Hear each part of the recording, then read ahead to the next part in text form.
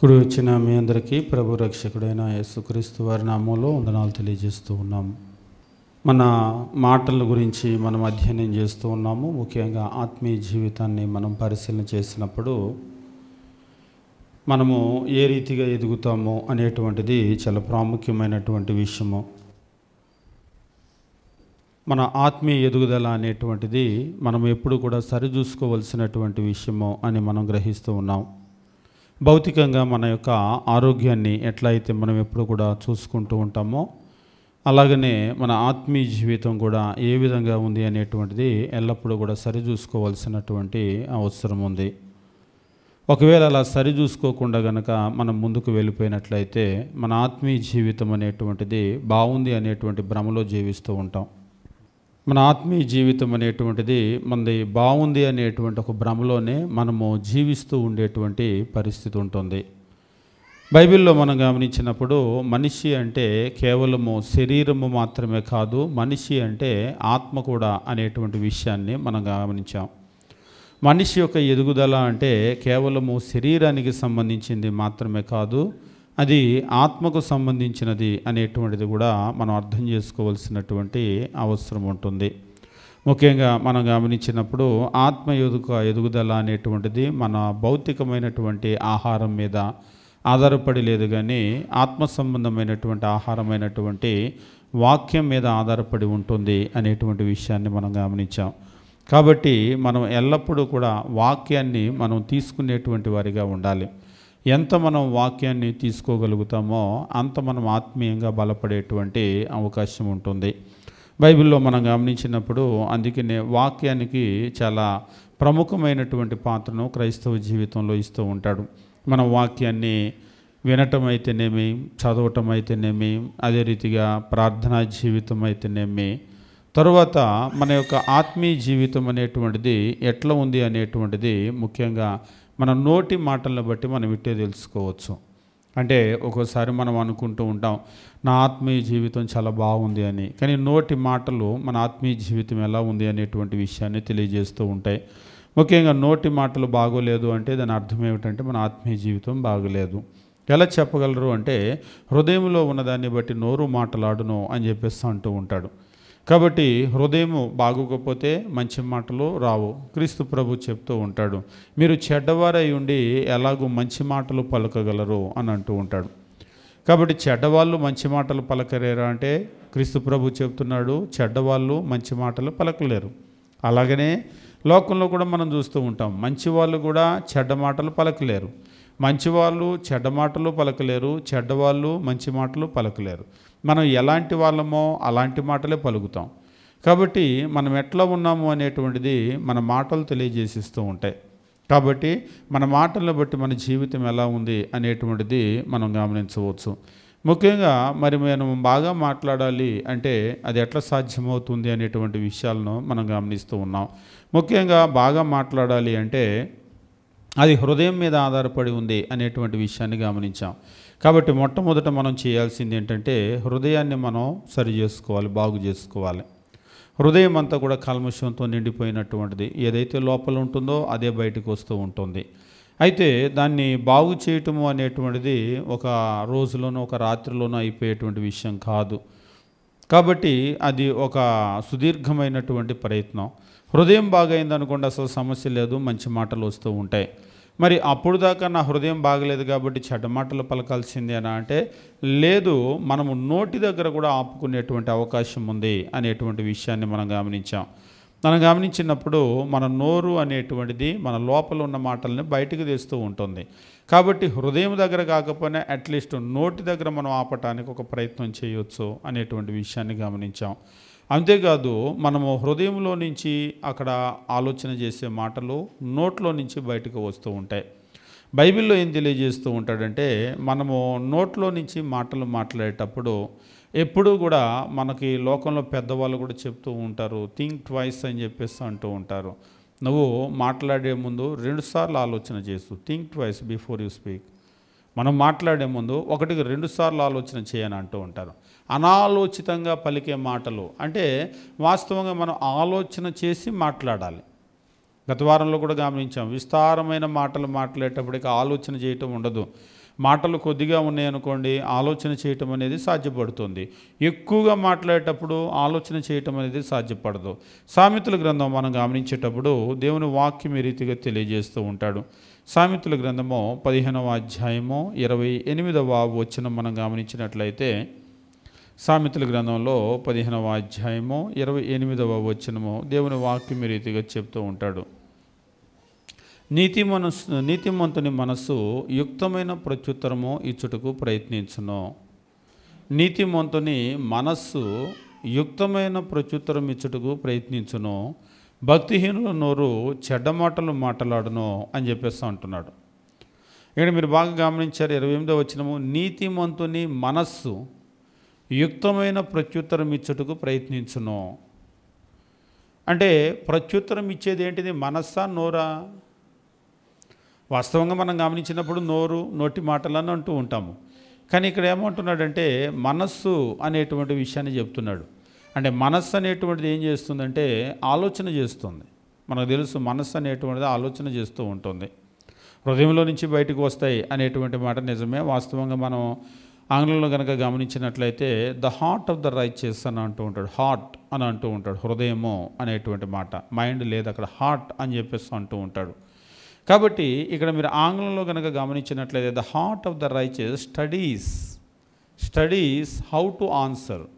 తెలుగులో మనకన్నాడు నీతిమంతుని మనస్సు అన్నాడు యుక్తమైన ప్రత్యుత్తరం ఇచ్చుటకు ప్రయత్నించును అని అన్నాడు. కానీ ఇక్కడ ప్రయత్నించును అనేటువంటి మాట మీరు ఆంగ్లంలో కనుక గమనించినట్లయితే studies how to answer. Study అనేటువంటి మాటకు అర్థం ఏమిటి? ఉదాహరణకు మనం స్టడీ అనేటువంటి మాట మనం గమనించామనుకోండి. స్టడీ అనేటువంటి మాటకు మనం ఏం అర్థం చెప్తూ ఉంటాం? రీడింగ్కి స్టడీయింగ్కి వ్యత్యాసం ఉందా అని చెప్పేసి అంటే మనం ఏం చెప్తాం? రీడింగ్ స్టడీయింగ్ రెండు కూడా ఒకటేనా? చదవటమో అధ్యయనం చేయటమో ఈ రెండు కూడా ఒకటేనా? చదవటానికి అధ్యయనం చేయటానికి ఏమిటి వ్యత్యాసం? మామూలుగా మనం చిన్నపిల్లలను చూసినప్పుడు ఒకవేళ 4వ తరగతి 5వ తరగతి పిల్లలు అనుకోండి, తెలుగు వాళ్ళు అక్షరాలు చదివి పదాలు నేర్చుకొని వాళ్ళు కూడా ఏం చేస్తారంటే అక్షరాలు పదాలు కూడా వలుకొని తెలుగు చదవటం నేర్చుకుంటూ ఉంటారు. ఒకవేళ కొంత ఫ్లూయెంట్గా కూడా చదవగలుగుతారేమో, కానీ అందులో ఉన్న భావం ఏమిటి అనేటువంటిది వాళ్ళు గ్రహించలేరు. అధ్యయనం చేయటం అనేటువంటిది వాస్తవంగా చదవటం మాత్రమే కాదు. ఇప్పుడు ఉదాహరణకి మనం ఏదైనా తమిళ్ మనం నేర్చుకున్నాం అనుకోండి, ఇప్పుడు తమిళ్ మనం కూడా చదవచ్చు. మనలో చాలామందికి హిందీ చదవటం వచ్చు, కానీ హిందీ అర్థమవుతుందా అంటే?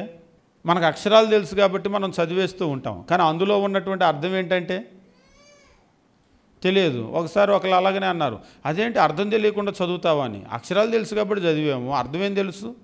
ఇప్పుడు మనమే ఉన్నాము, తెలుగు బైబిల్ చదువుతాము, తెలుగులో ఉన్న ప్రతి పదానికి అర్థం తెలుసా? తెలియదు కదా, అయినా చదవట్ల బ్రహ్మాండంగా.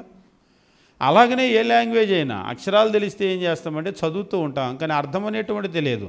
అధ్యయనము అనేటువంటిది ఏమిటంటే కేవలం చదవటం కాదు, దానికి మించినటువంటిది. అందుకనే మనం ఏం చేస్తూ ఉంటామంటే అధ్యయనం చేయాలి అనేటువంటి విషయాన్ని బైబిల్ కూడా మనం రీడింగ్ బైబిల్ అనమా, స్టడీయింగ్ బైబిల్ అని చెప్పేసి అంటూ ఉంటాం. అంటే బైబిల్ని అధ్యయనం చేయటం. కొంతమంది ఏం చేస్తూ ఉంటారంటే చక్కగా రోజుకొక అధ్యాయం చదువుకుంటూ వెళ్ళిపోతారు. చదువుకోవటం వల్ల ఎక్కువ ప్రయోజనం ఉండదు. 10 సార్లు చదివి 11వసారి వస్తే కూడా మరలా సేమ్ అంతకుముందు ఎలాగైతే ఏమి తెలియదో ఫ్రెష్గా మళ్ళీ ఇప్పుడు కూడా వాళ్ళకి ఏం తెలియదు.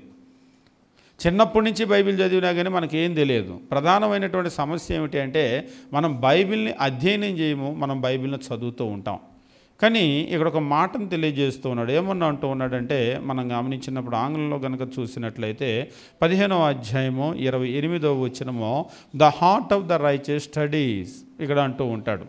ఏం చేస్తూ ఉందంటే అది స్టడీస్ హౌ టు ఆన్సర్, ఎట్లా సమాధానం ఇవ్వాలి అని అది అధ్యయనం చేస్తూ ఉంటుంది. దీన్నే మనం ఏమంటామంటే ఆలోచించు, మాట్లాడటానికి ముందు ఆలోచన చెయ్యి. కాబట్టి ఏం చేయాలంటే మన హృదయం అనేటువంటిది ఆలోచించాలి. ఒకవేళ ఆలోచన లేకుండా మాట్లాడేస్తే ఏమవుతుంది? కొంతమంది ఊరికూరికే ప్రామిసులు చేసేస్తారు. ఇచ్చేదా చచ్చేదా చూద్దాంలే తర్వాత అని ముందు మాట ఇచ్చేస్తారు. నేను చూసుకుంటా, నేను చేస్తా, నీకేం పర్లేదని అంటారు. వీళ్ళేం పాపం ఎదుటోళ్ళు మాట ఇచ్చారు కదా అని ధైర్యంగా ఉంటారు. పక్కన వాళ్ళు అదేంటి అలా మాట ఇచ్చేసామంటే అప్పుడు చూద్దాంలే అని అంటూ ఉంటారు. అంటే మాటను పెద్ద సీరియస్గా తీసుకోరు. కానీ మన విషయానికి వచ్చేసరికి క్రీస్తు ప్రభు చెప్తాడు, మీ మాట అవునంటే అవును, కాదంటే కాదుగా ఉండాలి. దేవుడు ఎప్పుడైనా చూద్దాంలే చేద్దాంలే అని నేను అప్పుడు అట్లా అన్నానా, అట్లా కాదులే అనేటువంటి పరిస్థితి ఉంటుంది ఎప్పుడైనా. దేవుని నోట్లో నుంచి ఒక మాట వచ్చింది అంటే ఖచ్చితంగా 100కి 100 పాళ్ళు మనం నమ్మొచ్చు దాన్ని, ఎటువంటి సందేహం కూడా లేదు. మన మాట కూడా ఎలా ఉండాలంటే ఆయన బిడ్డలము మనం కాబట్టి మన మాట కూడా అంత ఖచ్చితంగా ఉండవలసినటువంటి అవసరం ఉంది.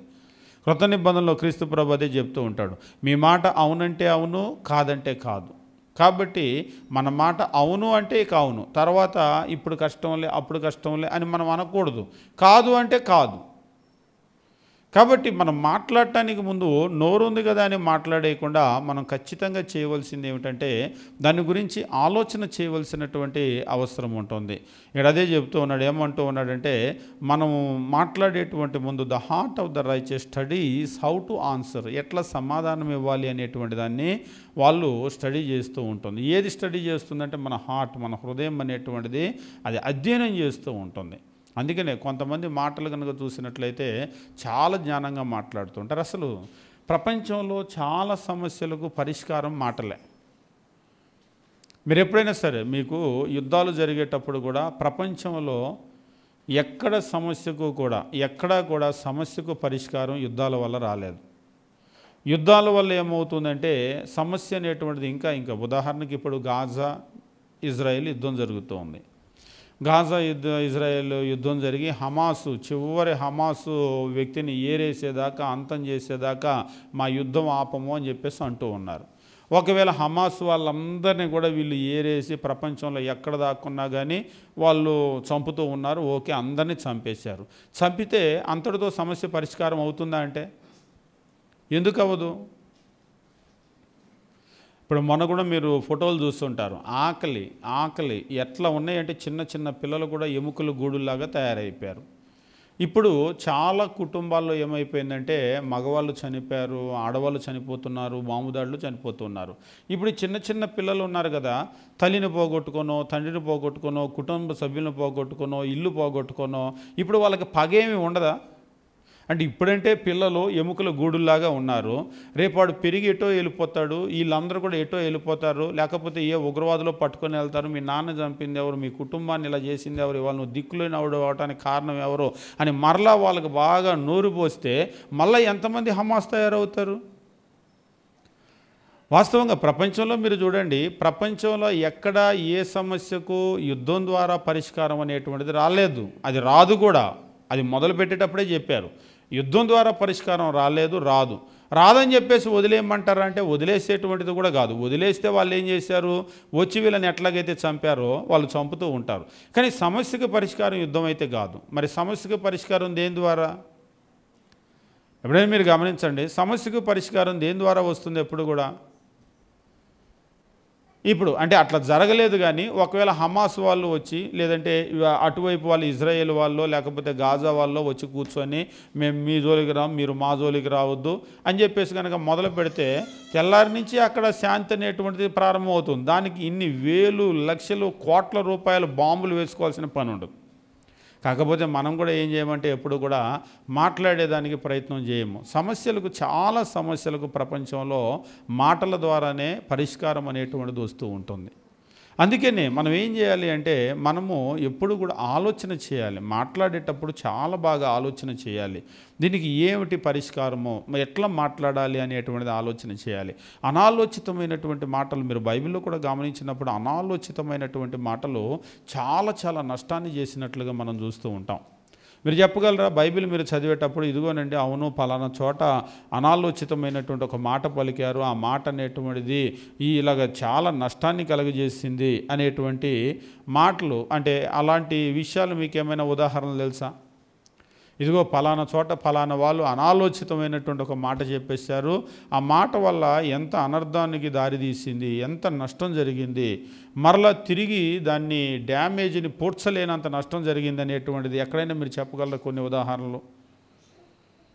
ఆదికాండం, నిర్గమకాండం, లేవి, సంఖ్య, ద్వితీయ ఇలాగ మీరు చదువుకొని వచ్చేటప్పుడు యెహోషువ, న్యాయాధిపతులు, రూతు ఇలాగ రాజుల గ్రంథం మీరు చదువుతూ ఉంటారు కదా.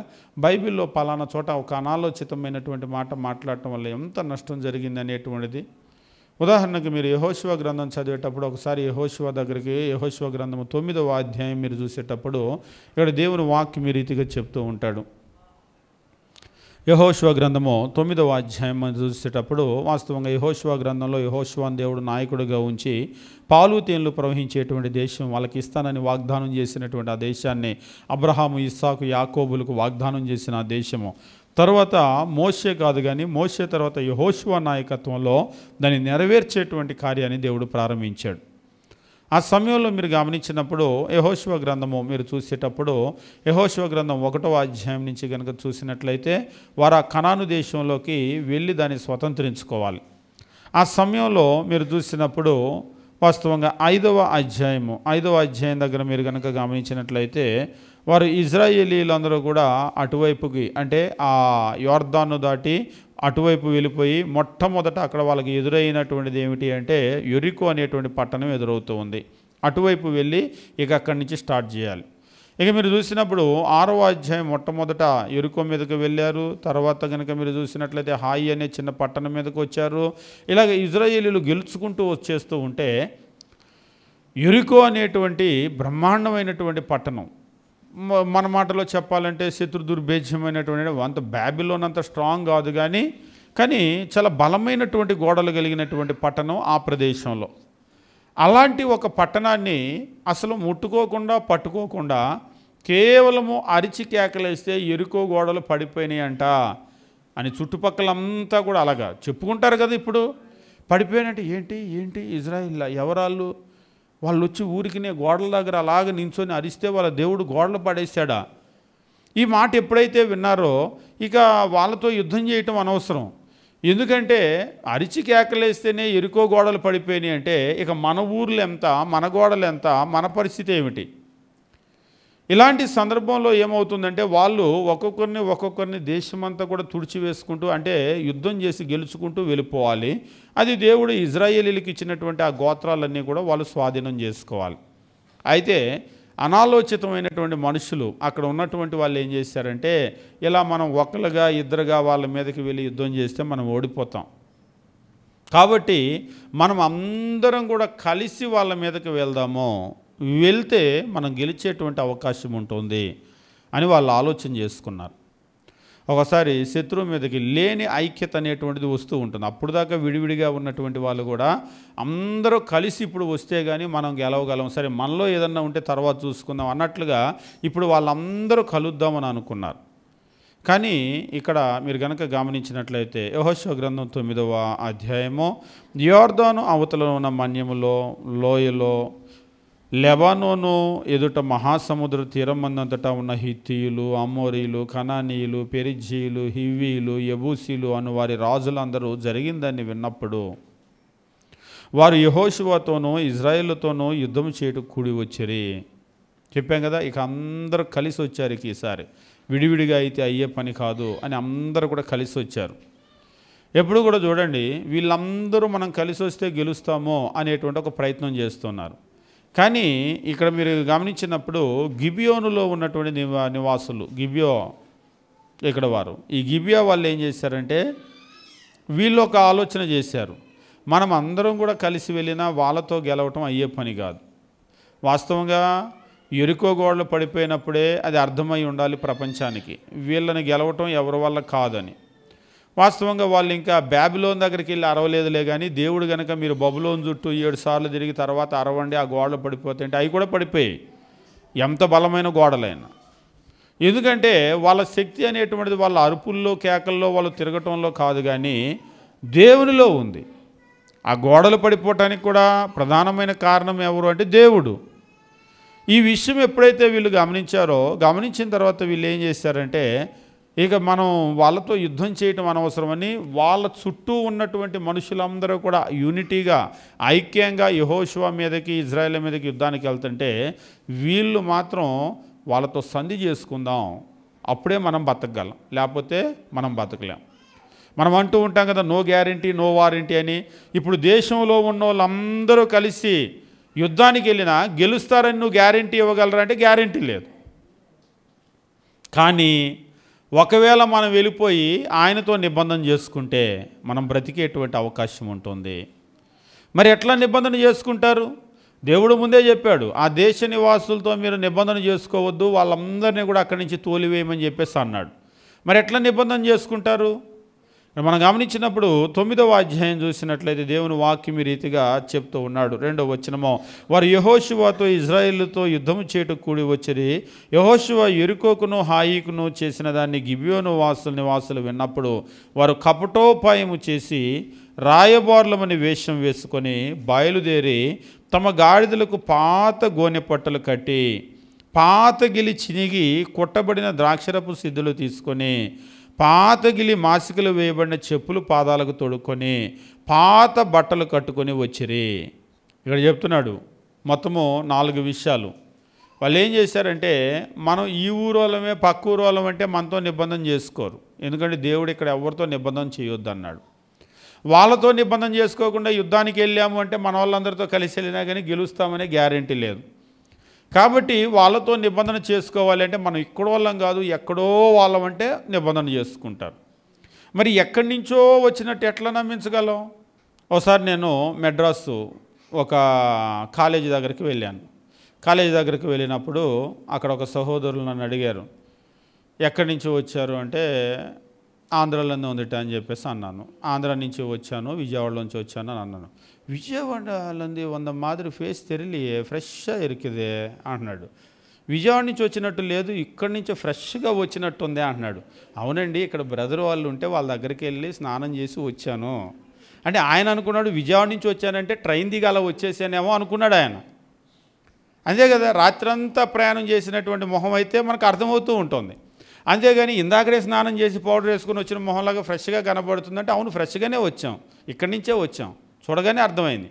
ఇప్పుడు పక్కూరోళ్ళు బయలుదేరి వచ్చారనుకోండి, ఎట్లుంటుంది? అదే దూరదేశం నుంచి బయలుదేరి వస్తే ఎలా ఉంటుంది? వీళ్ళు చేసినటువంటి ప్లాన్ ఏమిటి అంటే, మళ్ళొకసారి మీరు గమనించండి. 4వ వచనం, వారు కపటోపాయము చేసి రాయబారులమని వేషము వేసుకొని, కపటోపాయం చేసి రాయబారులము అని చెప్పేసి వేషం వేసుకొని బయలుదేరి తమ గాడిదలకు పాత గోనె పట్టలు కట్టారు. కట్టేటప్పుడు ఏం చేశారంటే పాత గోనె పట్టలు కట్టారు. పాతగిలి చినికి కొట్టబడిన ద్రాక్షరసపు సిద్ధులు తీసుకున్నారు. తీసుకునేటప్పుడే పాత సిద్ధులు, ఆ పాత సిద్ధులు తీసుకొని ద్రాక్షరసపు సిద్ధులు పాతగిలి మాసికలు వేయబడినటువంటి చెప్పులు పాదాలకు తొడుక్కొని పాత బట్టలు కట్టుకొని వచ్చిరి. వారు ఆహారంగా తెచ్చుకున్న భక్ష్యాలన్నీ ఎండి మొక్కలుగా ఉండేను. వాళ్ళ ఆహారం తెచ్చుకున్నటువంటి ఆ భక్ష్యాలు, ఆ రొట్టెలు ఉన్నాయి కదా, ఎండిపోయినటువంటి రొట్టెలు తీసుకొని బయలుదేరారు. ఇప్పుడు ఆ పాత బట్టలు వేసుకొని పాత చెప్పులు వేసుకొని చిరిగిపోయి కుట్టుకొని, అంటే ఇప్పుడంటే చెప్పు తెగిపోతే ఇసిరేస్తున్నారని ఒకప్పుడు కుట్టుకొని వేసేవాళ్ళు. ఆ కుట్టిన చెప్పును చూస్తే అర్థమయ్యేది ఇది ఎంతకాలం నుంచి వాడుతున్నారు అనేటువంటిది. ఇప్పుడు వీళ్ళు పాత బట్టలు వేసుకొని ఆ పాత చెప్పులు వేసుకొని ఆ సిద్ధులు పట్టుకొని వచ్చారు కదా, ద్రాక్షరసపు సిద్ధులు, అవి కూడా పాత సిద్ధులు తీసుకొని వాళ్ళు బయలుదేరి వచ్చారు. వాళ్ళ గాడిదల మీద కూడా చూస్తే పాత గంతలు కట్టారు, ఎప్పుడో పాత గంతలు. వాళ్ళు ఆ చేతిలో తెచ్చుకున్నటువంటి ఆహారము కూడా ఎండిపోయిన రొట్టెలు. కానీ పక్కూరోళ్ళే వాళ్ళు బయలుదేరేటప్పుడే ఇలాగ డ్రెస్ వేసుకొని వచ్చారు. ఇప్పుడు ఇలా డ్రెస్ వేసుకొని వస్తే వీళ్ళని చూడగానే మీది పక్కూరు, పొద్దునే బయలుదేరినట్టు ఫ్రెష్గా ఉన్నారే అంటారు ఎవరైనా? వాస్తవంగా వాళ్ళ అపీరెన్స్ చూడగానే వాళ్ళ చెప్పులు వాళ్ళ బట్టలు పాతయి, ఆ గాడిద మీద గంటలు ఆ సిద్ధులు అన్నీ కూడా పాతయి, చేతిలో చూస్తే ఆ భక్ష్యాలు అవన్నీ కూడా ఎండిపోయినాయి. ఇదేంటి ఎక్కడి నుంచో దూర ప్రయాణం చేసి వచ్చినట్టుగా ఉన్నారే అని. వాళ్ళకి కావాల్సింది కూడా అలాగనే ఆ అపీరెన్సే కావాలి. ఎందుకంటే పక్కూరోళ్ళు అయితే వాళ్ళు నిబంధన చేసుకోరు. అసలు ఈ దేశ నివాసులతో నిబంధన చేసుకోవద్దు, ఇక్కడ వాళ్ళని ఎవరిని మిగల్చొద్దు అని దేవుడు అన్నాడు. కాబట్టి వీళ్ళు ఏం చేశారంటే, మనం ఈ ఊరోళ్ళం అయితే పక్కూరోళ్ళం అని తెలిస్తే మనతో నిబంధన చేసుకుని మనల్ని అందరం చంపేస్తారు. వాళ్ళతో యుద్ధం చేయటం అనవసరం, ఎందుకంటే దేవుడు వారి పక్షాన ఉన్నాడు, ఎవరు వాళ్ళతో యుద్ధం చేసినా గెలవరు అనేటువంటి పాయింట్ క్యాచ్ చేశారు వాళ్ళు. ఇక్కడ నేను చెప్పాలనుకున్న విషయం ఏమిటంటే, వాళ్ళు తీసుకొని వచ్చినప్పుడు ఇక్కడ చెప్తూ ఉన్నాడు 6వ వచనము, వారు గిల్గాలు నందలి పాలెంలోనున్న యెహోషువ యొద్దకు వచ్చి, మేము దూరదేశం నుండి వచ్చిన వారము, మాతో ఒక నిబంధన చేయడని అతనితోనూ ఇజ్రాయేళ్లతోనూ చెప్పగా, అయ్యా మేము దూర దేశం నుంచి వచ్చామో మాతోటి ఒక నిబంధన చేయండి అని చెప్పేసి అక్కడ ఉన్నటువంటి యెహోషువతోనూ ఇజ్రాయేలుతోనూ చెప్పారు. యెహోషువతోనూ ఇజ్రాయేలుతోనూ చెప్తే అక్కడ మనం గమనించినప్పుడు ఆ తరువాత వచ్చిన భాగం కనుక చూసినట్లయితే 7వ వచనంలో ఈ రీతిగా చెప్తూ ఉన్నాడు. ఇజ్రాయేలుతో చెప్పగా, ఇజ్రాయేలీలో మీరు మా మధ్య నివసించుచున్నవారేమో, మేము మీతో ఎలాగూ నిబంధన చేయగలమని ఆ హివ్వీలతో అనిరి. అట్లెట్లా? ఒకవేళ మీరు మాలో వాళ్ళు అయితే, మా పక్కన వాళ్ళు అయితే మీతో ఎట్లా మేము నిబంధన చేస్తాం అని అన్నారు. ఎట్లా నిబంధన చేస్తాం అని అంటే 8వ వచనం, వారు మేము నీ దాసులమని యెహోషువతో చెప్పినప్పుడు యెహోషువ, మీరు ఎవరు, ఎక్కడి నుండి వచ్చితిరి అని వారిని అడగగా, వారు నీ దేవుడైన యెహోవా నామమును బట్టి నీ దాసులమే మేము బహుదూరము నుండి వచ్చితిమి. ఏలయనగా ఆయన కీర్తిని, ఆయన ఐగుప్తులో చేసిన సమస్తాన్ని, యోర్దానుకు అద్దరునున్న హెష్బోను రాజైన సీహోను, అష్టారోతులోనున్న బాషాను రాజైన ఓగు అను అమోరీల 2 రాజులకు ఆయన చేసిందంతా వింటిమి. అప్పుడు మా పెద్దలను, మా దేశ నివాసులందరూ మాతో, మీరు ప్రయాణము కొరకు ఆహారం చేత పట్టుకుని వారిని ఎదుర్కొనబోయి వారితో, మేము మీ దాసులము కనుక మాతో నిబంధన చేయుడి అని చెప్పుడి అనిరి. మీరు ఎప్పుడైతే ఇదంతా చేశారో, మీ దేవుడు గొప్ప కార్యాలు అక్కడ ఉన్నటువంటి ఆ దూరదేశంలో ఉన్న మా ప్రజలు విని, మీరు బయలుదేరి వెళ్ళండి, వెళ్ళి వాళ్ళతో నిబంధన చేసుకోండి అని, అయ్యా మా పెద్దలైతేనేమి, మా దేశ నివాసులందరూ కూడా మమ్మల్ని అందరినీ కూడా ప్రయాణానికి కొరకు పంపించారు. 12వ వచనం, మీ యొద్దకు రావాలని బయలుదేరిన దినమున మేము సిద్ధపరచుకున్న మా ఇండ్ల నుంచి తెచ్చుకున్న మా వేడి భక్ష్యాలు ఇవే. బయలుదేరిన రోజు వేడిగా మేము పట్టుకున్నామయ్యా మా భక్ష్యాలు, మా వేడి భక్ష్యాలు ఇవే. ఇప్పటికీ అవి ఎండి ముక్కలాయను. ఈ ఎండిపోయిన ముక్కలను చూస్తేనైనా మీకు అర్థమవుతుందా మేము ఎంత దూరం నుంచి వచ్చి ఉంటామో? బయలుదేరిన రోజు వేడి భక్ష్యాలు పట్టుకొని బయలుదేరాం. ఇదిగో ఇప్పుడు ఎండి ముక్కలు అయిపోయాను. దీన్ని చూస్తే అయినా సరే, ఇది చూసే కూడా పక్కూరు అనిపించిద్దా? వేడి పట్టుకొని మేము బయలుదేరాము, అయ్యాము, ఇప్పుడు ఎండి ముక్కలు అయిపోయినాయి. ఈ ద్రాక్షరపు సిద్ధులను మేము నింపినప్పుడు, 13వ వచనం, ఈ ద్రాక్షరసపు సిద్ధులు మేము నింపినప్పుడు అవి క్రొత్తవే, ఇప్పటికీ అవి చీకిపోయి, ఇక్కడ అంటున్నాడు చినిగిపోయాను. నింపినప్పుడు ఈ ద్రాక్షరసపు సిద్ధులు కొత్త సిద్ధుల్లో నింపాము, ఇప్పుడు అవి చినిగిపోయినాయి. బహుదూరమైన ప్రయాణం చేసినందున మా బట్టలు చెప్పులు పాతగిలిపోయినని అతనితో చెప్పిరి. చాలా దూరం నుంచి వచ్చాం కాబట్టి మా బట్టలు మా చెప్పులు అన్నీ పాతపడిపోయినాయా అని చెప్పేసి అన్నారు. 14వ వచనం, ఇజ్రాయేలీలు యెహోవా చేత సెలవు పొందకయే వారి ఆహారంలో కొంత పుచ్చుకొనగా. 15వ వచనమో, యెహోషువ వచ్చిన వారితో సమాధానపడి వారిని బ్రతుకునిచ్చుటకు వారితో నిబంధన చేసాను. అనాలోచితమైనటువంటి ఒక పని. సరే ఉండండి, వాళ్ళకి ఉండండి, నేను మా దేవుని దగ్గర ఆలోచన చేసి లేదా ప్రార్థన చేసుకొని నేను చెప్తాను మీకు అని ఉండాలి. అంతేనా? ఇందులో ఈ టోటల్ ఎపిసోడ్లో ఆశ్చర్యం కలిగించే విషయం ఏంటిది మీకు? ఇప్పుడు దాని నుంచి చదువుకుంటూ వచ్చాం కదా, 9వ అధ్యాయం 1వ వచనం. ఇప్పటి వరకు ఈ చదివిన దానిలో మీకు ఆశ్చర్యం కలిగించే విషయం ఏదన్నా మీ చెవిలో పడిందా? ఏదైనా మీకు కంటపడిందా? ఆశ్చర్యం కలిగించే విషయము ఏ విషయం ఆశ్చర్యం కలిగించి ఉంటుంది? ఇందులో ఏం ఆశ్చర్యం కలగలేదు. ఇందులో ఏది ఆశ్చర్యం కలిగించి ఉంటుంది? సరే మీకు అర్థమయ్యేటట్టు చెప్తాను. ఎక్కడో గుంటూరు వెళ్ళి అక్కడ ఒక సుబానీ బిర్యానీ అని ఒక ఫేమస్ బిర్యానీ సెంటర్ ఉంది గుంటూరులో. అక్కడి నుంచి మటన్ బిర్యానీ ఫేమస్ అని అక్కడి నుంచి మటన్ బిర్యానీ పార్సిల్ తెచ్చాము అంటే, అయితే వద్దులే మటన్ అంటున్నారు, అస్సలు వద్దు. లేదు కొంచెం టేస్ట్ చూడండి ఎట్లుంది, పోనీ చేతిలో కొంచెం పెడతానంటే అస్సలు నాకు వద్దు అని అంటారా? ఏదో బాగా ఫేమస్ అంటే కొంచెం పోనీ ఎట్లుందో రుచైనా. వాస్తవంగా మీరు కనుక గమనించినట్లయితే ఈ బిర్యానీ వంటకాన్ని గురించి చాలా చరిత్ర ఉంది. ఇది ఎట్లా పుట్టింది, మీరు అన్ని ప్రాంతాల్లో ఒకలా ఉండదు బిర్యానీ. స్పైసెస్ అనేటువంటివి, అసలు ఈ డిష్ అనేటువంటిది ఎవరు, దీని ఆరిజిన్ ఎక్కడ ఉంది అనేటువంటిది కనుక చూస్తే ఖచ్చితంగా మూలాలు అయితే మన ఇండియన్ వంటకం అయితే కాదు. ఆ స్పైసెస్ అంతా కూడా మసాలాలు వేయటం ఉంటుంది కదా, అవన్నీ కూడా మీరు ఆ స్పైసెస్ అంతా కూడా చూసినట్లయితే పర్షియా వైపు నుంచి వచ్చినటువంటి పూర్తిగా వంటకాలే. మన భారతదేశంలో ఉండేటువంటి నార్త్ ఇండియాలో చాలా, మన సౌత్ ఇండియన్ డిషెస్ వేరు కానీ నార్త్ ఇండియన్ డిషెస్ అంతా కూడా వేరుగా ఉంటాయి. మీరు అందుకనే బిర్యానీ కూడా అన్ని బిర్యానీలు ఒకలాంటి టేస్ట్ ఉండదు. బిర్యానీ అంటే కూడా మీరు చూడండి 10 మంది బిర్యానీలు చేస్తే 10 రకాల టేస్ట్లు వస్తాయి. ఒకే ఇంట్లో ఇద్దరు బిర్యానీ చేస్తే 2 రకాల టేస్ట్లు వస్తాయి. అంటే ఆ స్పైసెస్ కానీ, వేసేటువంటి టైమింగ్ కానీ, లేకపోతే అవన్నీ కూడా డిఫరెంట్గా ఉంటాయి. అందుకనే కొంతమంది ఏం చేస్తూ ఉంటారంటే వివిధ ప్లేసుల్లో ఉండేటువంటి ఆహారాన్ని రుచి చూడాలని అనుకుంటూ ఉంటారు. ఇప్పుడు ఒకే చికెన్ మనం వండితే ఒకలాగా ఉంటుంది, తమిళనాడు వెళ్ళి వాళ్ళ చేతిగా చికెన్ ఇస్తే వండితే ఒకలా ఉంటుంది. వండే విధానం వేరువేరుగా ఉంటుంది. ఇప్పుడు దాన్ని బట్టి ఆహారం ఒకవేళ కొంత రుచి చూడాలి అని అనిపించవచ్చేమో. మీరు ఎప్పుడు కూడా చూడండి, ఆహార పదార్థాలు ఎప్పుడు కూడా ఒకలా ఉండవు. మనం పెట్టుకుంటే ఛాయ్ ఒకలా ఉంటుంది, అదే ఒకవేళ నార్త్లో పెడితే ఛాయ్ ఒకలా ఉంటుంది, అదే పాలైనా సరే. మీరు ఒక్కొక్క చోటకు వెళ్ళి తాగినప్పుడు ఒక్కొక్క రుచి వస్తూ ఉంటుంది. ఇందులో ఈ టోటల్ ఎపిసోడ్ గమనించినప్పుడు ఇందులో ఆశ్చర్యం కలిగించేటువంటి విషయం ఏంటంటే, ఇదిగో అయ్యా మేము బయలుదేరిన రోజు వేడి వేడి భక్ష్యాలు పట్టుకొని వచ్చాం, ఎండి మొక్కలైపోయినాయి.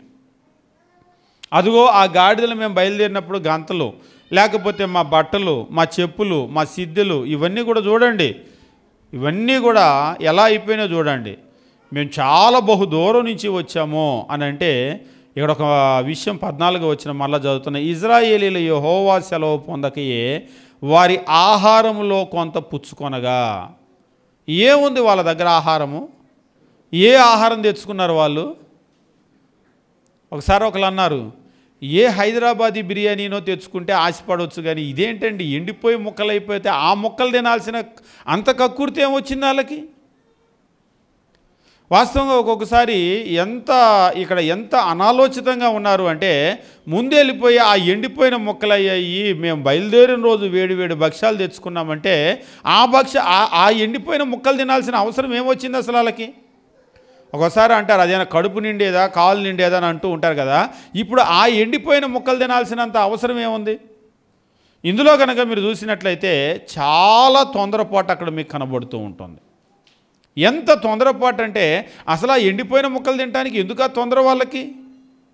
వెళ్ళిపోయారు. 14వ వచనము, యెహోవా, ఇక్కడ ఒక మాట అంటున్నాడు, ఇజ్రాయేలు యెహోవా సెలవు పొందకయే వారి ఆహారంలో కొంత పుచ్చుకున్నారు. వాస్తవంగా ఇదేమిటి అంటే, వాళ్ళ ఆహారంలో కొంత పుచ్చుకోవటం, ఎండిపోయిన ముక్కలు ఎట్లా ఉన్నాయి అనేటువంటి ఆ ముక్కల మీద, ఎండిపోయిన ఆహారం మీద ఉన్నటువంటి ఆతురత కాదు అది. ఏమిటి అంటే, ఆహారం పుచ్చుకోవటం అనేటువంటిది ఏమిటి అంటే, వాళ్ళకి వీళ్ళకి ఉన్నటువంటి ఆ క్లోజ్ అసోసియేషన్ తెలియజేస్తూ ఉంటుంది. ఇప్పుడు మీరు ఎవరి దగ్గరికైనా వెళ్ళారనుకోండి, భోజనం చేయండి అంటే, మీకు మాకు భోజనం కుదరదు అని అన్నారనుకోండి, ఏంటి దాని అర్థం? మీరు ఎప్పుడైనా చూసారా, పెళ్లి సంబంధాలు మాట్లాడుకోవటానికి వెళ్ళేటప్పుడు ముందు పెట్టగానే తినేస్తారా? సరే తర్వాత మాట్లాడుకుందాంలే, ముందు పప్పన్నాలు తినండి అని అన్నారనుకోండి, తినేస్తారా? పోనీ పొద్దున్నే టిఫిన్ కూడా చేయకుండా వచ్చా, నాకు మాత్రం పెట్టండి ఆకలి అవుతుంది అంటారు అక్కడ ఎవరైనా వచ్చిన వాళ్ళలో? పోనీ ఒకళ్ళో ఇద్దరు నిజంగానే ఆకలిగా ఉందనుకోండి, బయట ఎక్కడైనా తింటారు కానీ ఇక్కడ తినరు. ఎందుకు? అదే ఉంది, ఎక్కడికో హోటల్లో వెళ్ళి తినటం ఎందుకులే, అమ్మ ఏది అయింది అంటున్నారుగా భోజనాలు, పోనీ ఈయనకు ఆకలి అంటున్నారు, ఈయనకు మాత్రం పెట్టండిలే కొంచెం అంటారా? అనరు. ఎందుకు? తిన్నారంటే దాని అర్థం ఏంటి? తిన్నారంటే కాయపరుచుకున్నారని అర్థం, అంతే కదా. తినటము అనేటువంటిది ఏంటంటే సమ్మతిని తెలియజేస్తూ ఉంటుంది, ఆహారం తీసుకోవటం అనేటువంటి. అందుకనే మనం శత్రువుతో ఎప్పుడు కూడా భోజనం చేయం, మనకంటే గిట్టనటువంటి వాళ్ళతో మనం భోజనం చేయం. అవసరమైతే వాళ్ళు కూర్చున్నారంటే, మనం పెళ్ళిళ్ళకి ఫంక్షన్లకి వెళ్ళేటప్పుడు కూడా పొరపాటున మన గిట్టన వాళ్ళు ఉన్నారనుకోండి, ఇక్కడ కుర్చీ ఖాళీ ఉంది రమ్మంటే రామ్, మనం అవసరమైతే ఆగి అరగంట తర్వాత తింటాం, కానీ అక్కడ కూర్చొని మాత్రం తినం. ఇదేనండి చివరి కుర్చీ చివరి భోజనం. ఇక్కడ కనుక కూర్చోకపోతే మీకు ఇవాళ భోజనం లేదంటే అవసరమైతే మానేసి ఇంటికి వెళ్ళి తింటా, కానీ అక్కడ మాత్రం కూర్చొని అంటాం. ఎందుకంటే వాళ్ళ పక్కన కూర్చొని మనం తినలేము. తినటం అనేటువంటిది అంగీకారం తెలియజేస్తుంది. ఇక్కడ కూడా మీరు గమనించినప్పుడు 14వ వచనంలో, ఇజ్రాయేలీలు యెహోవా సెలవు పొందకయే వారి ఆహారంలో కొంత పుచ్చుకొనగా, అంటే ఆ ఎండిపోయిన రొట్టెలు తినడానికి యెహోవా యొక్క సెలవు కావాలన్నాడు ఒక ఆయన. యెహోవా సెలవు అనేటువంటిది ఎండిపోయిన ముక్కలు తినడానికి కాదు, వారి ఆహారము తినడం అనేటువంటిది ఆ యాక్సెప్టెన్స్ని తెలియజేస్తూ ఉంటుంది. వాళ్ళు ఏమడిగారు? మాతో నిబంధన చేయండి, మేము దూరదేశం నుంచి వచ్చాము అని అంటే, యెహోవా సెలవు పొందకుండానే తొందరపడి వాళ్ళ ఆహారం తీసేసుకున్నారు అని అంగీకరించేశారు దాన్ని. ఆహారం ఎప్పుడైతే తీసుకున్నారో, ఆ ఎండిపోయిన మొక్క ఎప్పుడైతే నోట్లో పెట్టుకున్నారో, మీ విన్నపాన్ని మేము అంగీకరించాం. దానికి గుర్తు ఏంటంటే, ఇదిగో మీ ఆహారం తీసుకున్నాం కదా, అంతే. అందుకనే ఒక్కోసారి మీరు ఎక్కడైనా ఇంటికి వెళ్ళినప్పుడు మంచినీళ్ళు ఇస్తూ ఉంటారు, కొందరు మంచినీళ్ళు వద్దని వేస్తారు. మీరు ఇవాళ రేపు కనుక చూసినట్టయితే కొంతమంది మంచినీళ్ళు నో అని వేస్తారు, వద్దంటారు. మీరు పెద్దవాళ్ళని చూడండి, బాగా పెద్దవాళ్ళని మంచినీళ్ళు తెస్తే వాళ్ళకి మంచినీళ్ళు ఇప్పుడు అవసరం లేకపోయినా, తాగాలనిపించకపోయినా అది తీసుకొని ఒక్క గుక్క అలా పోసి అక్కడ పెడతారు. అంటే యాక్సెప్టెన్స్, మేము అంగీకరించాం మిమ్మల్ని అని. వద్దు అని పంపించేస్తే దాని అర్థం వేరుగా ఉంటుంది. మనకు అన్ని అర్థాలు తెలియదు. మనకేంటంటే నాకు ఇప్పుడు మంచినీళ్ళు వద్దు కాబట్టి వద్దు అంతే. కానీ వాళ్ళు ఏం చేస్తారంటే తీసుకుని అలాగా ఒక గుక్క నోట్లో పోసుకొని పెట్టేస్తారు. అంటే మన నీళ్లు వాళ్ళు తాగారు అని అర్థం. ఒకవేళ వద్దు వెళ్ళిపోండి అంటే మన నీళ్లు కూడా వాళ్ళకు వద్దంట, అర్థమే మారిపోతుంది సౌండ్. ఇక్కడ కూడా ఎప్పుడైతే ఆహారం తీసుకొని ఎండిపోయిన ముక్కలే, ఏం కడుపు నిండా తినాలని కాదు, ఆ ఎండిపోయిన ముక్కని ఎప్పుడైతే తీసి వాళ్ళు నోట్లో పెట్టేసుకున్నారు. అందుకనే అక్కడ మాట కూడా ఏమంటున్నాడంటే ఇజ్రాయేలీలు యెహోవా సెలవు పొందకయే వారి ఆహారంలో కొంత పుచ్చుకున్నారు. నిజంగా ఎండిపోయిన ముక్కలు తింటే అంత పెద్ద విషయంగా రాయాల్సిన అవసరం లేదు. కాకపోతే ఇందులో మనం గుర్తు చేసుకోవాల్సిన విషయం ఏంటంటే యెహోవా సెలవు పొందకుండానే ఆ పని చేశారు, ఆహారం పుచ్చుకున్నారు. అంటే ఆహారం పుచ్చుకోవటం కాదు, వాళ్ళు దాన్ని అంగీకరించేశారు. వాళ్ళు మాతో నిబంధన చేయండి అన్నటువంటి వాళ్ళ రిక్వెస్ట్ని అంగీకరించేశారు. ఇప్పుడు వాళ్ళు వచ్చి ఆల్రెడీ తినేశారు. ఇప్పుడు యెహోషువ ఏం చేస్తాడు? వాళ్ళు వచ్చేసారు, ఇజ్రాయేల్ వచ్చేసారు, ఇవ్వండి అని తీసుకున్నారు, తినేశారు. ఇప్పుడు యెహోషువ ఏం చేయాలి? ఏం చేస్తాడు? మీరు తిన్నారు కానీ నాకెందుకో ఇష్టం లేదు ఈ విషయంలో, తెల్లారి వరకు ఆగాల్సిందే. ఇంకేం ఆగేది? ఆల్రెడీ తీసుకొని తినేస్తే, నోట్లో పెట్టేసుకుంటే, ఆల్రెడీ అంగీకరించేస్తే. ఒకసారి మీరు ఇళ్ళ దగ్గర మాట్లాడేటప్పుడు కూడా చూసినట్లయితే ఒకళ్ళేమో కొద్దిగా ఆలోచన చేద్దామంటే ఈలోపే వీళ్ళు నేను ఎస్ అంటున్నాను కదా, ఏం పర్లేదు మీరు వెళ్ళండి, నేను చెప్తున్నానులే మీరు వెళ్ళండి అంటారు. ఆలోచన ఎవరైనా భార్యాభర్తలు ఇద్దరిలో ఒకరు ఆలోచన చేసే వాళ్ళు ఉన్నారు, రెండో వాళ్ళు కనుక అనాలోచితంగా ముందుకు వచ్చారనుకో నీకేం చేస్తారు? ఆయన అవును అంటున్నాడు కదా అని అంటారు. ఇక్కడ కూడా ఇజ్రాయేల్ ముందుకు వచ్చేసారు, ఆహారం తీసేసుకున్నారు. తీసుకున్న తరువాత చెప్తున్నాడు 15వ వచనంలో యెహోషువ వచ్చిన వారితో సమాధానపడి వారిని బ్రతకనిచ్చుటకు వారితో నిబంధన చేశాను. ఇంకా ఆయనకు అంతకంటే ఆప్షన్ లేదు. తిన్న తర్వాత నేనైతే ఒప్పుకోట్ల, మీరు తిన్నారు మీది పూచి, నాది కాదు పూచి, ఇంక అంటానికి ఏముంటుంది? ఇక్కడ ఆలోచన చేసుకొని చాలా ముఖ్యమైనటువంటి ఒక నిర్ణయం తీసుకునేటప్పుడు ఈరోజు కూడా మీరు ఇళ్లలో మనం ఎన్నో నిర్ణయాలు తీసుకుంటాం. నిర్ణయాలు తీసుకునేటప్పుడు వాస్తవంగా బయటికి ఏం చెప్పొద్దు, మీరు లోపల ఆలోచన చేసుకోండి, ప్రార్థన చేసి నిర్ణయం తీసుకుంటారు. నిర్ణయం తీసేసుకున్న తర్వాత అయ్యా ఇక నేను తీసేసుకున్నా కాబట్టి నువ్వు సాయం చేయని ప్రార్థన చేస్తారు. నిర్ణయం ఉందా, ప్రార్థన ఉందా? బయటికి ఏం చెప్పొద్దు, ఎవరు బయటికి చెప్పాల్సిన అవసరం లేదు. బయటికి చెప్తే వేరే రకంగా చెప్తారు. లోపల మీ మనస్సాక్షి మీరే చెప్పుకోండి. ముందు ప్రార్థన చేసి తర్వాత నిర్ణయం తీసుకుంటారా? లేకపోతే ముందు నిర్ణయం తీసేసుకొని ఇక నేను నిర్ణయం తీసేసుకున్నా కాబట్టి ఇక నీకు వేరే గతి లేదు, ఆప్షన్ లేదు, నువ్వు కూడా నాకు సాయం చేయాల్సిందే అని దేవుని కూడా ఇరకాటంలో పెడతారు. వాస్తవం ఇక్కడ యెహోషువని ఇరకాటంలో పెట్టింది ఎవరంటే ఈ ప్రజలు. ఎవరున్నారో తెలియదు కానీ వాళ్ళ ముక్కులు మొహాలు పేర్లు మొత్తానికైతే వాళ్ళు యెహోవా సెలవు పొందకే అంటాడు 14వ వచనంలో. ఇజ్రాయేల్ యెహోవా సెలవు పొందకయే వారి ఆహారంలో కొంత పుచ్చుకున్నారు. ఈరోజు మనం కూడా దేవుని సెలవు కొరకు మనం వేచి చూడవలసినటువంటి అవసరం ఉంది. ప్రతిసారి కూడా మీరు ఒక్కొక్కసారి మీరు గమనించండి, ప్రార్థనకి ఎప్పుడు కూడా ఎస్ అనేటువంటి సమాధానం రాదు. ఆల్వేస్ అది ఎస్ అనేటువంటి సమాధానం మనం ఊహించలేం. ఇప్పుడు ఉదాహరణకి ఇంట్లోనే పిల్లలు ఉన్నారనుకోండి, ఇంట్లో చిన్నపిల్లలు ఉన్నారు. చిన్నపిల్లలు ఒకవేళ వాళ్ళకి ఇంకా వయసు రాలేదు, నాకు మోటార్ సైకిల్ తోలాలన్నది, నాకు మోటార్ సైకిల్ ఒకసారి డాడీ తాళాలు ఇవ్వంటే ఇస్తారా? ఏంటి పెట్రోల్ ధర ఎక్కువైపోయిందని నువ్వు పిసినారోడు కదా, అందుకే కదా నాకు ఇవ్వట్లేదంటే? పెట్రోల్ బండి కాదు, బ్యాటరీ బండి అయితే కూడా ఇవ్వరు. బ్యాటరీ బండి అయ్యాక ఛార్జింగ్ పెట్టుకునేది, దీనికి కూడా ఎందుకు ఇంత కక్కుర్తి, ఎందుకు ఇంత పిసింతనం అంటే అది పిసింతనం కాదు. అది కనుక నీకు ఇస్తే ఒకవేళ నువ్వు దాన్ని హ్యాండిల్ చేయలేక కింద పడిపోతే నీకు దెబ్బలు తగులుతాయి. బండిని గురించిన చింత కాదు, నిన్ను గురించిన చింత. కానీ వాళ్ళు ఏమనుకుంటారు? ఒక్కొక్కసారి దాన్ని అర్థం చేసుకునేటువంటి ఆ మెచ్యూరిటీ వాళ్ళకు ఉండదు. ఆ మెచ్యూరిటీ లేక వాళ్ళు ఏమనుకుంటారంటే మా డాడీకి ఇంత ఉంది కానీ నాకు కొనిచ్చటం లేదు. ఒకసారి మేము చదువుకునేటువంటి రోజుల్లో మా టీచర్ మాకు ఒక ఎగ్జాంపుల్ చెప్పాడు. ఒక చాలా పెద్ద ధనవంతుడు, మల్టీ బిలియనీర్ అంటారు కదా, అలాంటి పెద్ద ధనవంతుడు తన ఏకైక కుమారుడికి పుట్టినరోజు. ఆ పుట్టినరోజు ఎంత గ్రాండ్గా సెలబ్రేట్ చేయాలి అని అందరినీ కూడా అడిగాడు. అడిగితే ఏ గిఫ్ట్ ఇస్తే నా కొడుక్కి బాగుంటుంది అని, ఏ గిఫ్ట్ ఇస్తే బాగుంటుంది అంటే అందరూ ఒక్కొక్క రకంగా చెప్పారు.